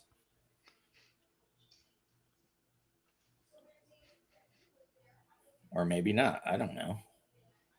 I don't know. For me, if I saw, like, I don't know. I was thinking Keebler elves, but they don't have big hats. They just have those odd hats. Yep. The players, when they were going through the Grand Duchy of Jeff, they encountered a human. They went to a human city, and there were some gnomes there. So the gnomes in the group immediately wanted to, like, contact them and talk to them and stuff. And the gnomes in this area, the thing they're most known for is spicy fermented cabbage. So the humans buy it from them, and they basically live outside of the human town and in the hills where they grow their cabbage and peppers and stuff to make their special gnome spicy fermented cabbage, which, I mean, if you haven't guessed, it's kimchi. Yeah. You know what I mean? Basically, the gnomes in the kingdom of Jeff and Bissell region are huge fans of kimchi. So that's what they do. Look at this guy. Hello, bear. Hello, friend. What's up? Happy Easter. Happy Easter to you too, sir. And thank you. The Lord is risen. Happy Easter. Yeah. Christos Vocresi. So what are you guys talking about? Gnomes. And how the And gnomes in my campaign in Greyhawk, in the Kingdom of Bissell and the Kingdom of Jeff, are best known for their fermented spicy cabbage. Kimchi. Yeah. Okay. Which they sell to the humans, and the humans love to eat. Because Jeff and Bessel are very much like Eastern European culturally. But then I threw the gnomes in there making kimchi. You know what I mean? So I'm like, Yeah. because I mean, you get the hint, because like Bessel is ruled over by a Margrave. Bissell. Okay, you're right. It's an I. And sadly, I'm one of those people that calls it Geoff because the Duchy of Jeff just sounds stupid. You know, I always called it Geoff too, but then someone pointed out that that's actually like the old English way of spelling Jeff. Yeah, I actually know a couple of guys whose names are Jeff that spell it that way. And I'm like, I call them Geoff to their face just to see them go like, no, it's Jeff. Well, it's spelled Geoff. Like Jordan, the PH is silent. And it's like, why? Because his mother was a fucking hippie, man. It's like, why did they put a PH in your name and it's silent and it's Jordan? It's like, what happened there, you know? Listen here, Jeff Forden. I'd love to hear the story from that guy about how that happened. Apparently it was his mother. His mother did that. And I guess she's just like a hippie or a weirdo and thought it would be funny, you know? Ah, geez, poor guy. Oh, we've got a doc. A wild doc has appeared. Oh, Ladies God, and no, gentlemen. run! But, no, Jeff, actual Jeff, not Geoff, in chat is just giving me advice on things he noticed in my Valheim video that I could improve on. And then I was asking Leth why in the world his gnome doesn't wear big pointy hat. and he was saying he didn't know. Yeah, the English. Yeah, the English have this Yeah. weird habit of spelling things bizarrely for no particular reason. Well, because English is basically the bastard of Europe when it comes to languages. It's like a little bit of this, a little bit of that, you know. That's why everybody always says ye old geek, but it's the It's old the, yeah. because Y in Old English was TH. Yeah, but ye is more fun to say. Ye is, it does sound kind of cool, right? Like ye, hear ye. But no. See, I got these gnomes that I'm working on, and you notice how they all got the big hats. So I was just to laugh, I was being like, why don't your gnome got a big hat? I mean, Well, for the why gnome doesn't your gnome eat kimchi? I mean, what's your gnome doing in with this? No, Leth, I'm worried about you. You need to get over that cold. You sound Oh, like you're going, I will eventually. yeah, one way or another, right? Yeah. Not that I'm wishing ill on you. I'm just saying you're not wrong. Eventually, you will get over it. This is not the worst I've been sick. I think COVID was a little bit worse. Like I've had flu's worse though. I think I got C19, but I'm not 100% sure. I do remember I got really sick for like 3 days, but it was basically a flu. And then it went away and I was fine. And since I never went to the doctor or anything, I just handled it with Theraflu and whatever. I to this day have no idea if I even had it, you know. And I never got any shots or boosters or anything. So I never did either, but we know that we had COVID. Our whole family got through that whole thing. Yeah, I mean, had if it you went before and we got even the heard about it, swab, really. you know, if you didn't go and get the swab, then you actually don't. We did. We got the swab. We found out it was There you it was go. COVID. There you go. Yeah, I got tested. They found the antibodies before I was working at a Lowe's at the time. We all got sick. It was like a mild sore throat and being really tired, but it lasted like a month. We all had it. We're like, oh, whatever the hell that was. And then this was before we started hearing about the whole COVID thing. So it was like right at the very beginning. And then Right. later on, I got tested. Like, oh, you have the antibodies. You had it. So that must have been it. He got tested and he found out he was tistic. Well, that too. That's a separate issue. I hate to break the news to you, Mr. Flamingo, but you have the tism. I think I lucked out on the whole C19 issue because when I did finally get sick, it was back when they were saying about Omicron or whatever, which apparently is much more contagious, but So weak, it's like a little much girl. less virulent. It's like, Yeah. Omicron was like a kitten.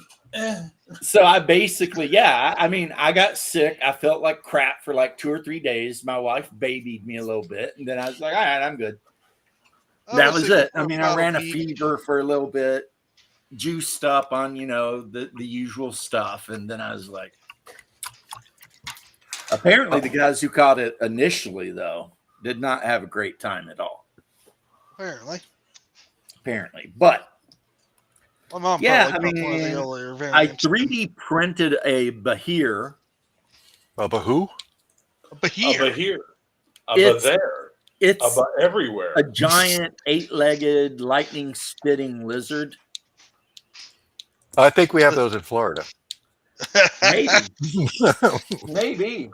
I mean, you Has know, Hungar been sticking electrical cords up alligators' asses again? right? It's for science, officer.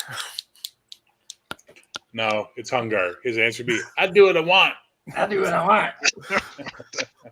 Yes, that is his answer to most things. I do what I want. He is in Kentucky spending, I hope, a lovely day with the parents.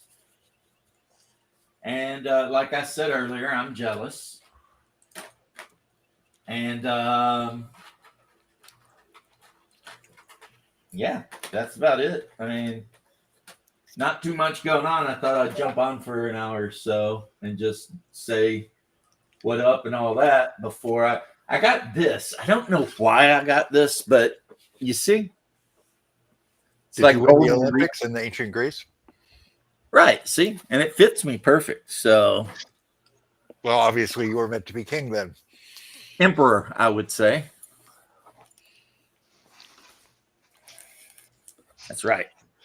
I will be done. But You walk into anyway, a tailor. Do you have a toga to go with this? right? I've got some sheets in a closet somewhere. I'm sure it wouldn't be that difficult, right? Wow. What? Sheets. Oh, Bear. Shame on you.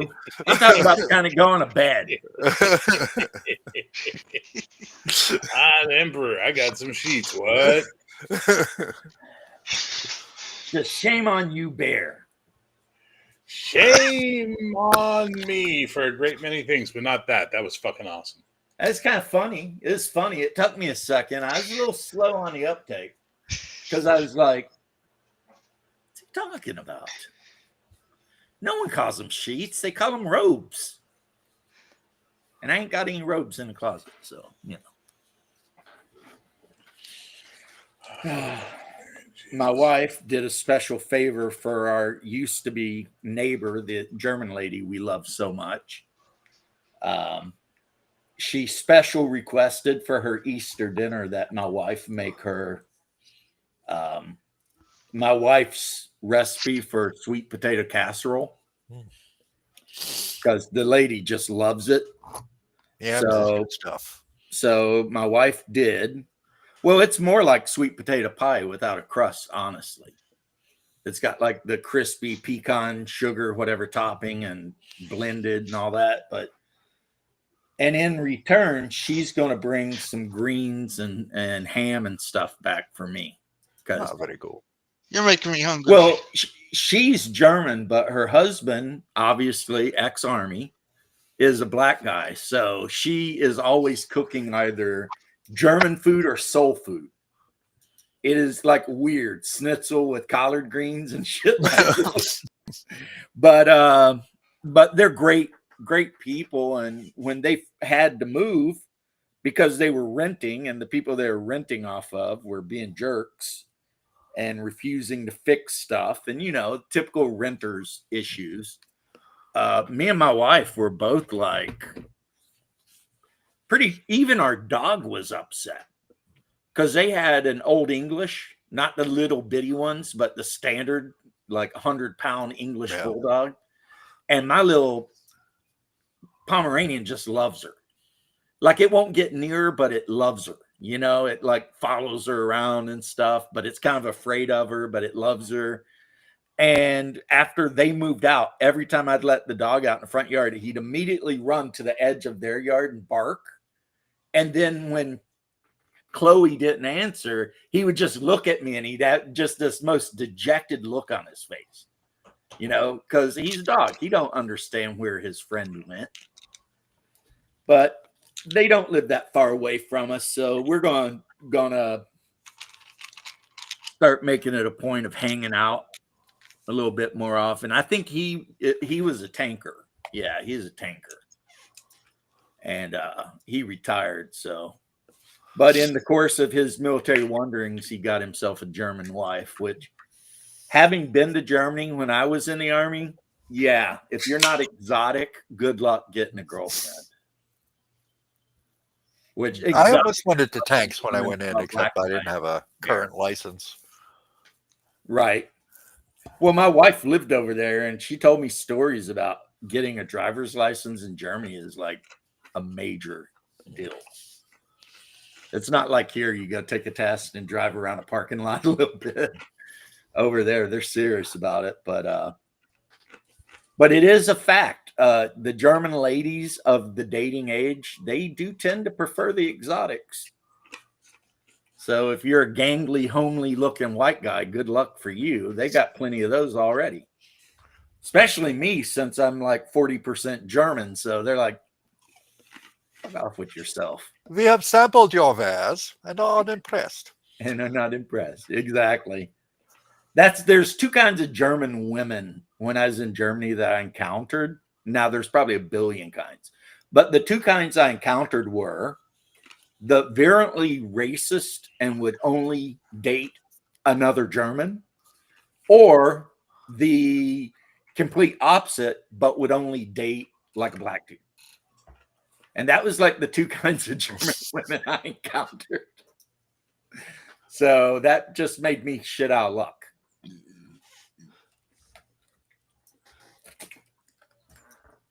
But You never got posted to Germany. Heard it was a good time.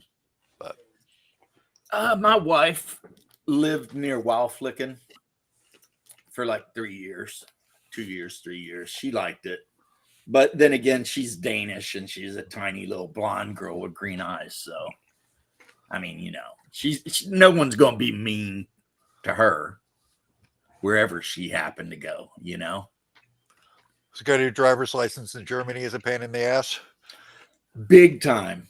And not Korea only was the that, but exact you got to pay a opposite. shit ton of money to get your car inspected.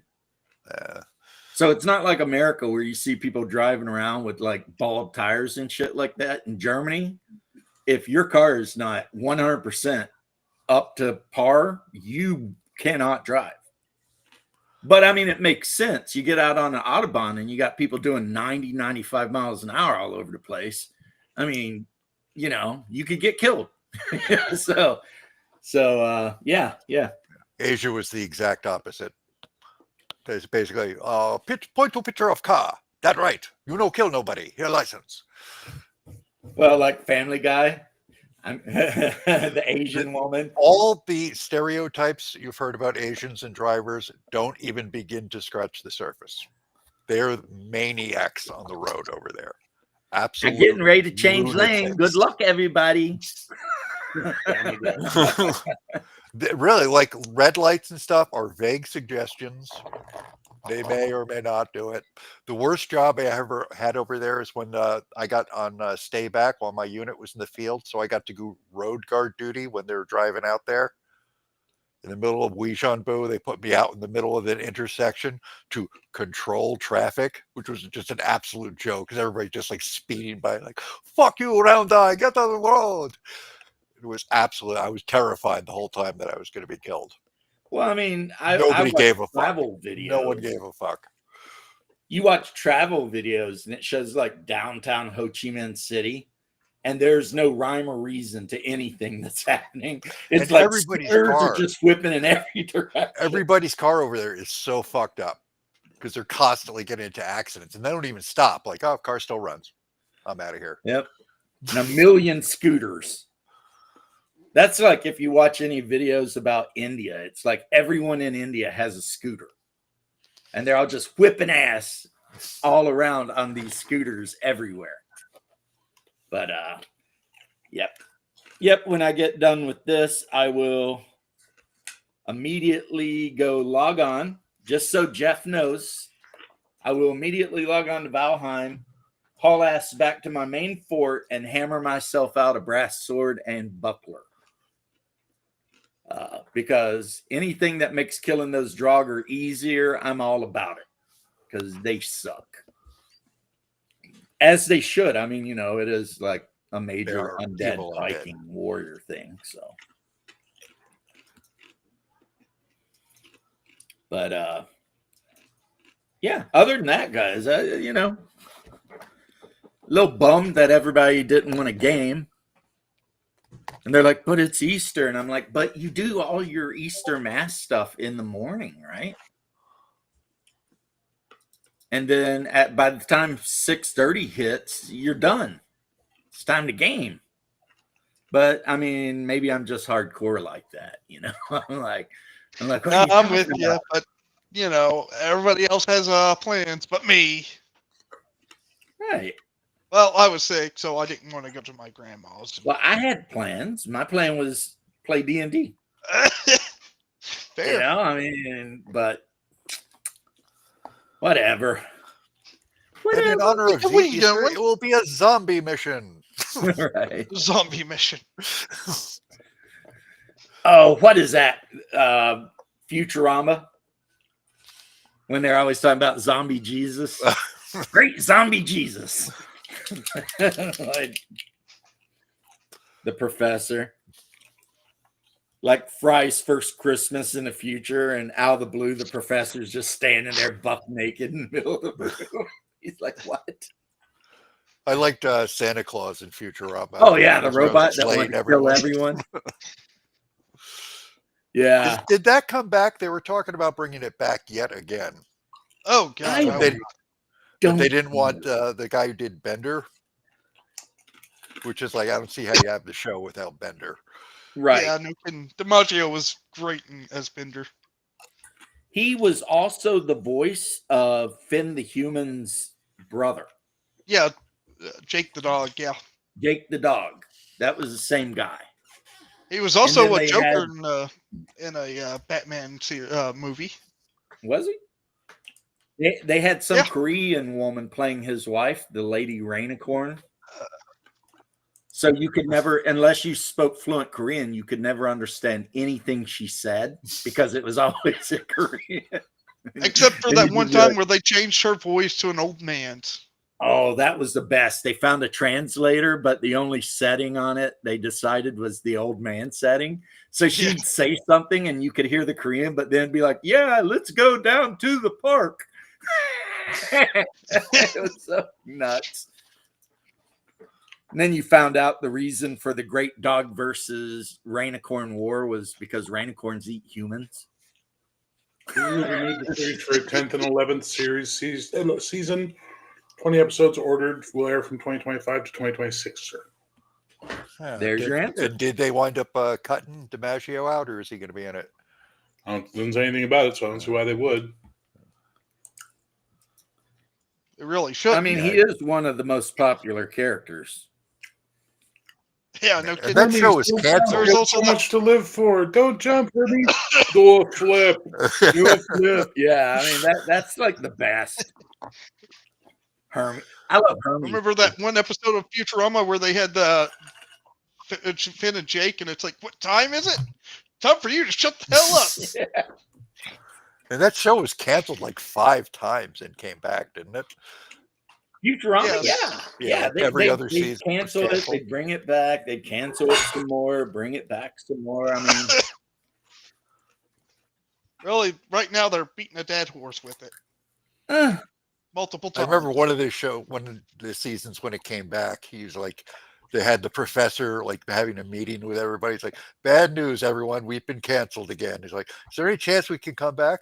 Well, it's possible, but they'd have to have a string of failures. And he listed all the shows. That's that not they tried. Futurama. That's Family Guy. Oh, was it Family Guy that did Yep. that? I thought it was Futurama. And he lists every show Fox canceled since they canceled Family Guy. Oh, yeah. That's brutal. Yes, but no, it never could be that incompetent. right. I That think was one of the hilarious. best episodes on that one was where they were all worried about the Russian sleeper agent. And then at the very end, like the phone rings and Meg picks the phone up Yeah. and someone says like the keyword and she answers back in Russian. Like, Meg's a Russian sleeper agent. The actress is actually from Russia, isn't she? Mila Kunis, yeah. Well, she's Ukrainian. Ukrainian, but I don't know what part of Ukraine. So maybe. If she was born west of Kiev, she's probably mostly Polish. And if she was born Chernovisty. She's from Russian. Chernovisty, Ukraine. Yep. But She is actually, on she's the a Russian Jew. far southeastern part of southwestern part of Ukraine, right near Moldova. I And think she's Romania. probably ethnic Russian then. Well, Well, she's so far from Russia, it hurts. she is. Oh, she really? is Oh, in you real said life on the West, yeah. a Russian Yeah, Jew. west. Yeah, I've Yeah. been having this weird aphasia thing with East and West lately. Don't know why. That sounds like some commie bullshit to me. West Side. West Side. So you missed the best idea Nerds Nerd has ever had, dude. What was this? Max Leal, Legion of Myth, is going to be doing some debate shows. He wants to add this format of doing a debate. Yeah. So we had this plan, which was we'd get three of us in there, like me, her, and Oh yeah, I Max was Leal, there for that. Yeah. and be completely like rational and calm. Be like, oh well, yes, that's absolutely a good point. You know, while I don't agree with you, I respect your opinion to have it. Until someone brings up like 3 dice 6 down the line. What are you, a fucking commie? And we just all go off and start yelling at each other.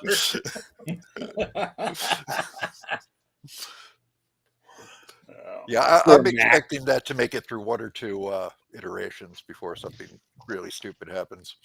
Well, his show the other day, he had Dolly Pops and Oh, 2 other people. I don't even know who they were. Mr. And they were Max talking about Boivin. D&D. And I was, whatever. He had Max Boivin on. You know him, the Frenchman. Max and Ultra American was on. Oh, yeah, Max. And was that? You know I think what? that was Ultra him. American's actually been on my show, and I forgot what he looked like. I'm a bad person, I guess. You Oh, said yeah, and Max Bovine, which I always give him a bunch of shit every time I see him. Phantom 309, Max Bovine. Well, I mean, he's Come on back to Teddy Bear. he is the Quebecois that gave all other Quebecois a bad reputation. You give Quebecois a bad name. Doo-doo. I got that reference. It was good. Thank you. I'm very proud of myself. I'm going to cry now. Bon Jovi. I'm Was it one. Bon Jovi? You give love a It bad was. name? Yes, it was. Yeah. Bon Jovi, they kicked ass, man. Because I'm wanted, dead or alive.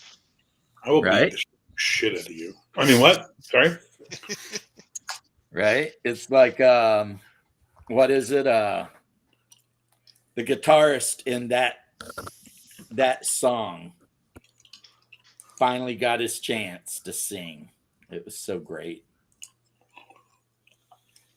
Is he the guy that goes, wanted? Is Yeah. that yeah? Okay. Yeah. Yeah. It was like all those years of just being the guitarist. And then finally He gets to yell. he got his chance to shine. Because I'm wanted, dead or alive. Right? What did You you see- think of those Young Gun movies? I didn't think they were terrible. I disliked a lot of the cast members, so I have a problem appreciating them. I didn't like them after Kiefer Sutherland got killed. But I'm a Kiefer Sutherland fan, so,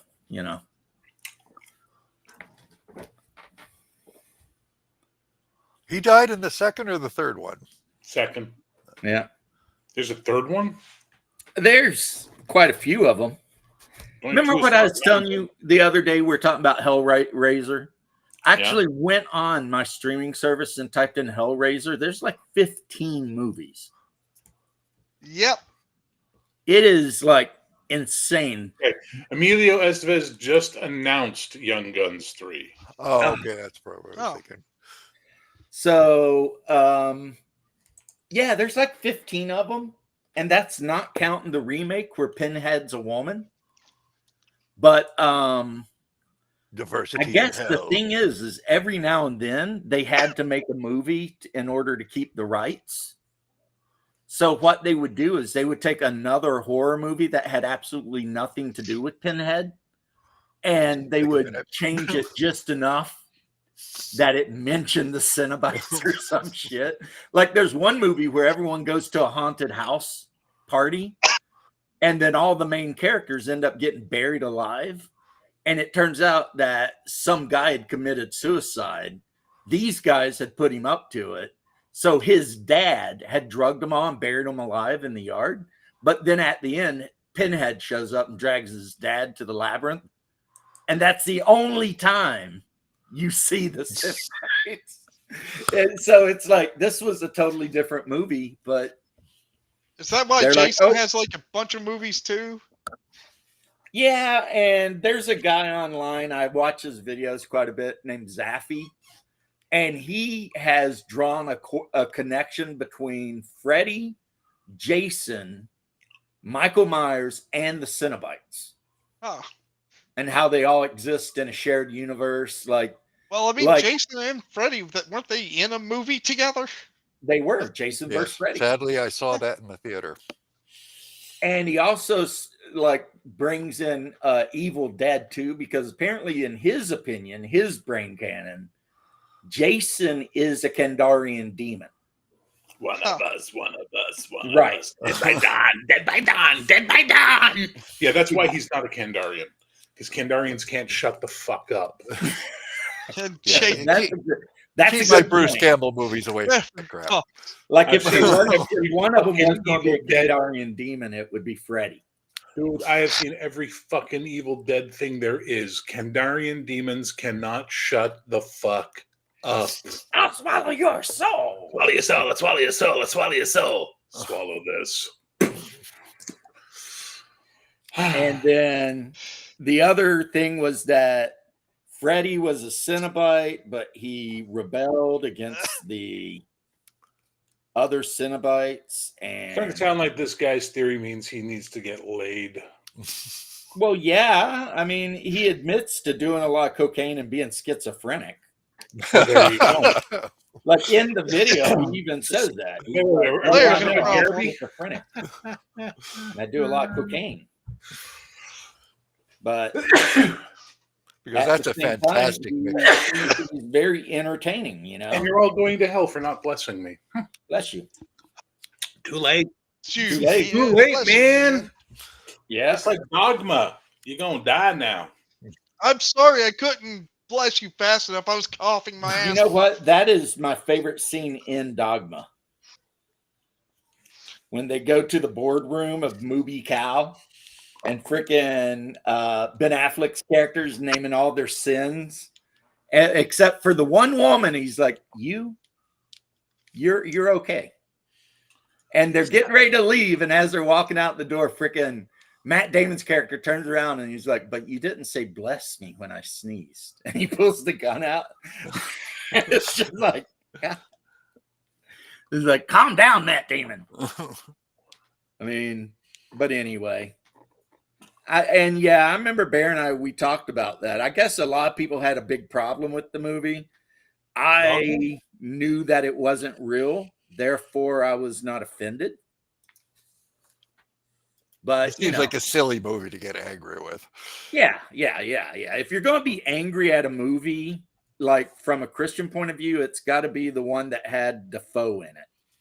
All right. Oh, I saw that. I remember Last Temptation of Christ. I remember that. I Yeah, got something for you guys. yeah. Instead Because of that saying- one, they were actively trying to whatever.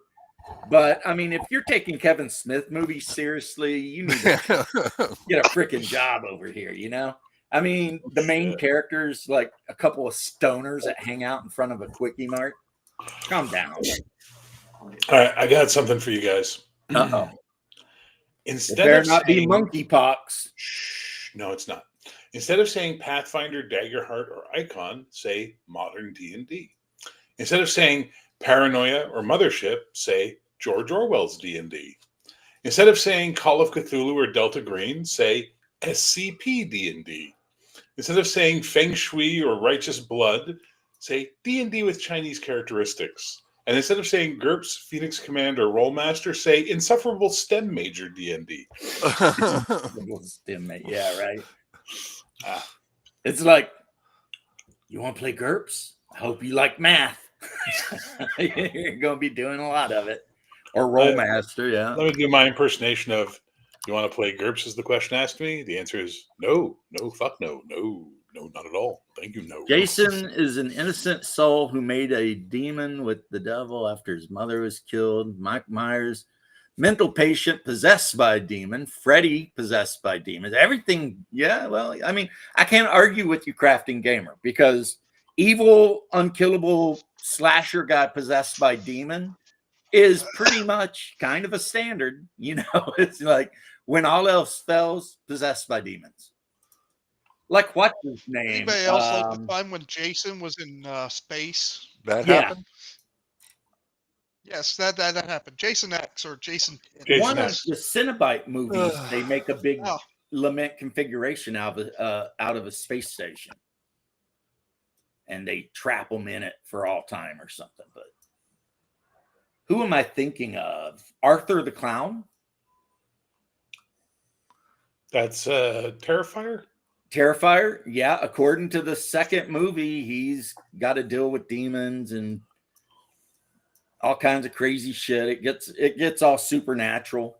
Instead of him just being a sociopath that's running around in a clown outfit, sticking, chainsaws up dudes' rectums, which he does, As you do. as you do. Like you do.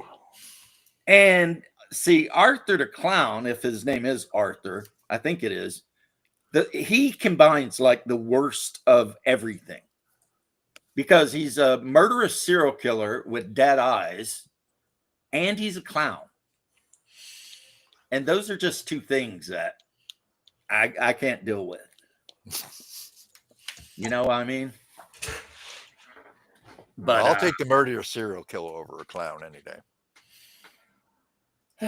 maybe. John Wayne Gacy was a clown. Enough said. Yeah, John. Yeah, and how many dudes did they dig up buried under his floorboards? Like 30. That shit just ain't right. Yeah, talk about a guy that was having problems dealing with his own sexuality, man. It's like, look, if you want to be gay, just go be gay. You ain't got to murder 30 people about it. You know what I mean? You ain't got to make it everybody else's problem.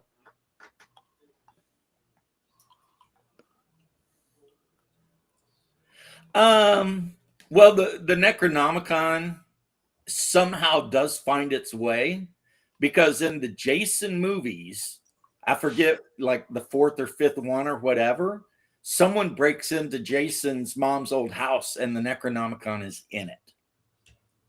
So that's the thought, that she might have used the Necronomicon to bring Jason back or some shit. Somebody did something. However it was done, I'm not 100% sure. But in all of the movies we've mentioned so far, at some point in one of the movies, the Necronomicon is mentioned. And actually, they were going to do they were supposed to do an Ash versus Jason versus Freddy movie. Oh. They never did, but they did a comic, apparently. Yep. So, it's like a whole thing, Comics really loved, putting a lot of these groups together.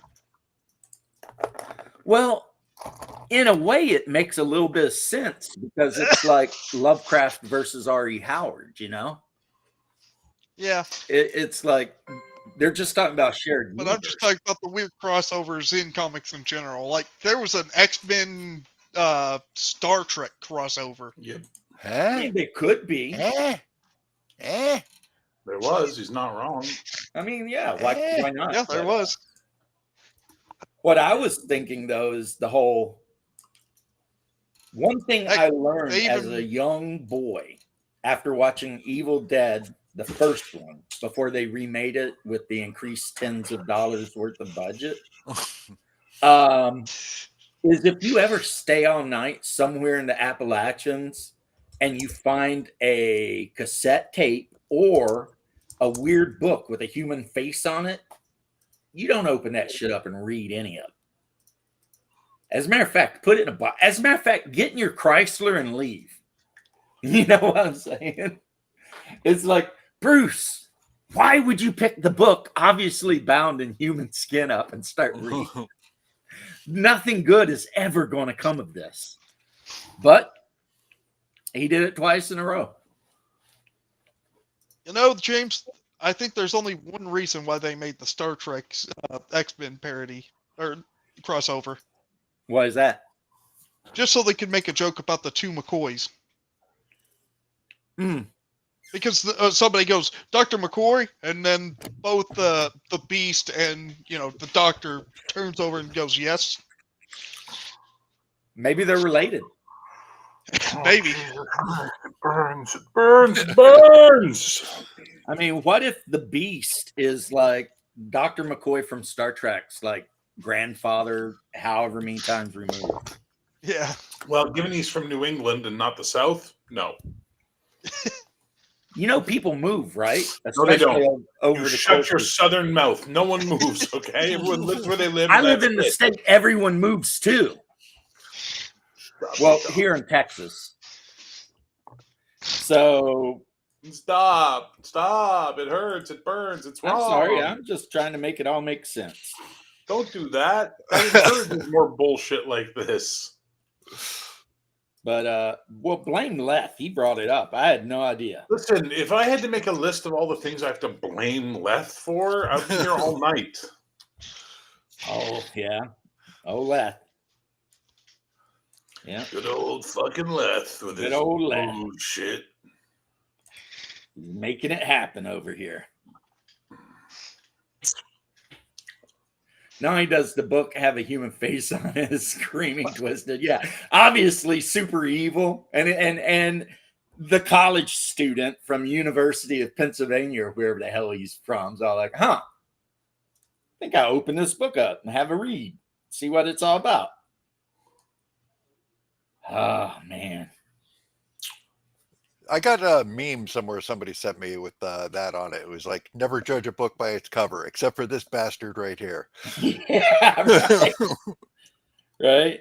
That's the one you can judge by the cover, because if you see that book, I mean, in the Call of Cthulhu game, if you find one of the original translations of that book, you can lose so much sanity. Your character just goes right to the mental ward.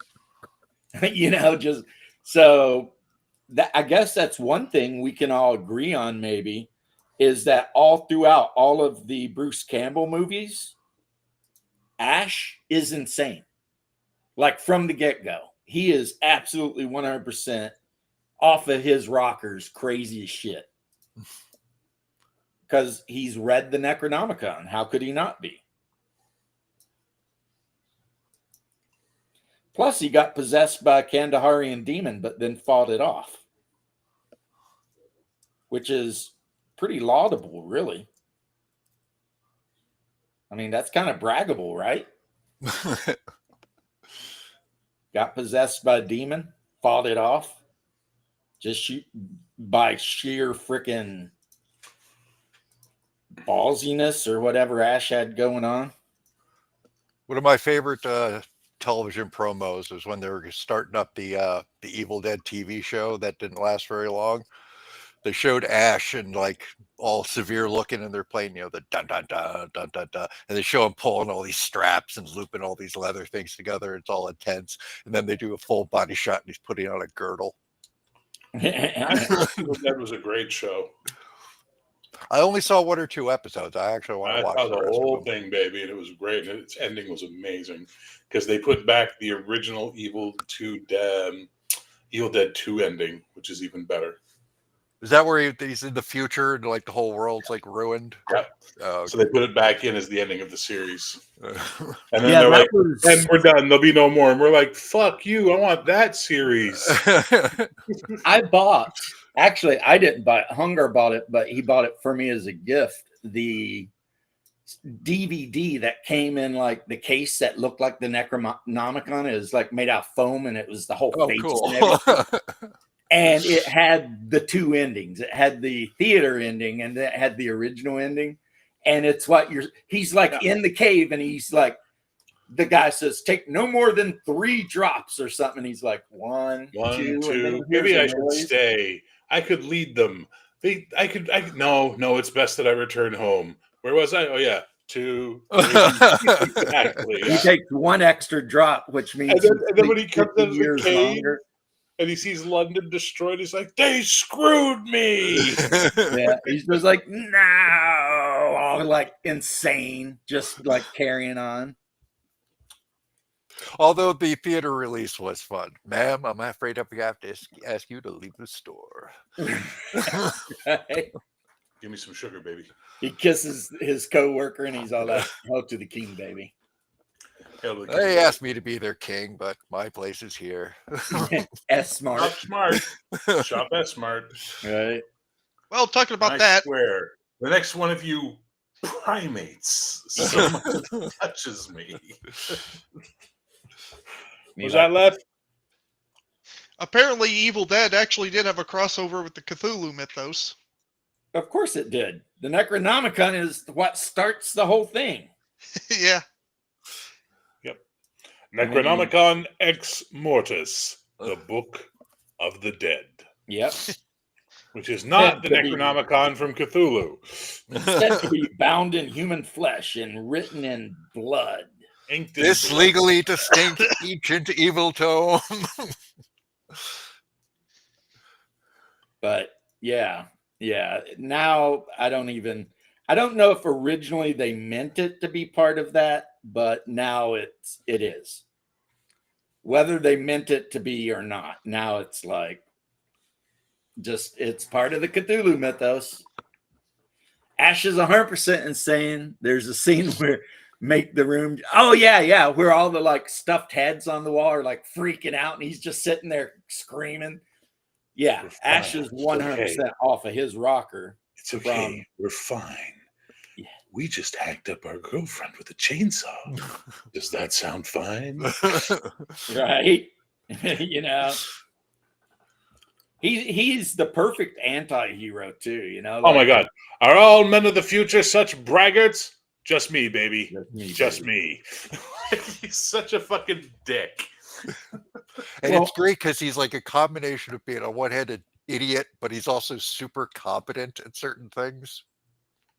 He is, I would say, just the luckiest guy on the planet. Because it's like, I don't even know if it's competence. It's just like every he's time like a he tries to mechanical do something genius. insane, it just works. Yeah, I mean he can make anything. He can make anything. He's not afraid of anything, except he is afraid of everything, but that don't mean he won't fight it. Yeah, it 'cause he doesn't will. bother him. He's like, "Okay, what are you gonna do?" Come on, baby. That's just what we call, pillow talk. You know, my favorite from Army of Darkness, before I wrap this up, is when the one guy's and he's like, "You're good, Ash. I'm bad, Ash. You're good," and he shoots him right in the face, and he's just like, "Good, bad. bad. I'm the guy with the gun. I'm the guy with the gun." Yeah, and it's just like, man. Goody two shoes. Little goody two shoes. Yeah, when he runs out of the freaking windmill and you see the head, he's like, "It's growing." And he's running around. London Bridge is falling down. Hey, like all the little ashes. So yeah, the story of a guy who's just super lucky, completely insane, and also an asshole. I said your damn words. Now give me. So now you need to watch Ash versus Evil Dead, because you get to see how everybody in the town thinks he's an asshole for the whole series. And then Lee Majors plays his dad, which is amazing. Oh wow, I didn't know that. That sounds cool. Lee Majors, he was the Bionic Man, wasn't he? Oh yes, yeah, indeed. And the Fall Guy. And the Fall Guy. I heard he doesn't kiss and tell, but he's been seen with Farrah. Yeah, what a harsh line to put in that song, considering she was his ex-wife. Yeah. But anywho, it is 4:00. I think I'm going to take off. Thank you guys for joining. And in case Jeff is still here, yes, I am definitely going to go and make a bronze sword and a buckler. So no worries. The next time I stream myself playing Valheim, you will see a sword and buckler. And but the rest of you have a wonderful rest of your Easter and weekend, and we will chat, I'm sure, soon. Bye now. later, gentlemen.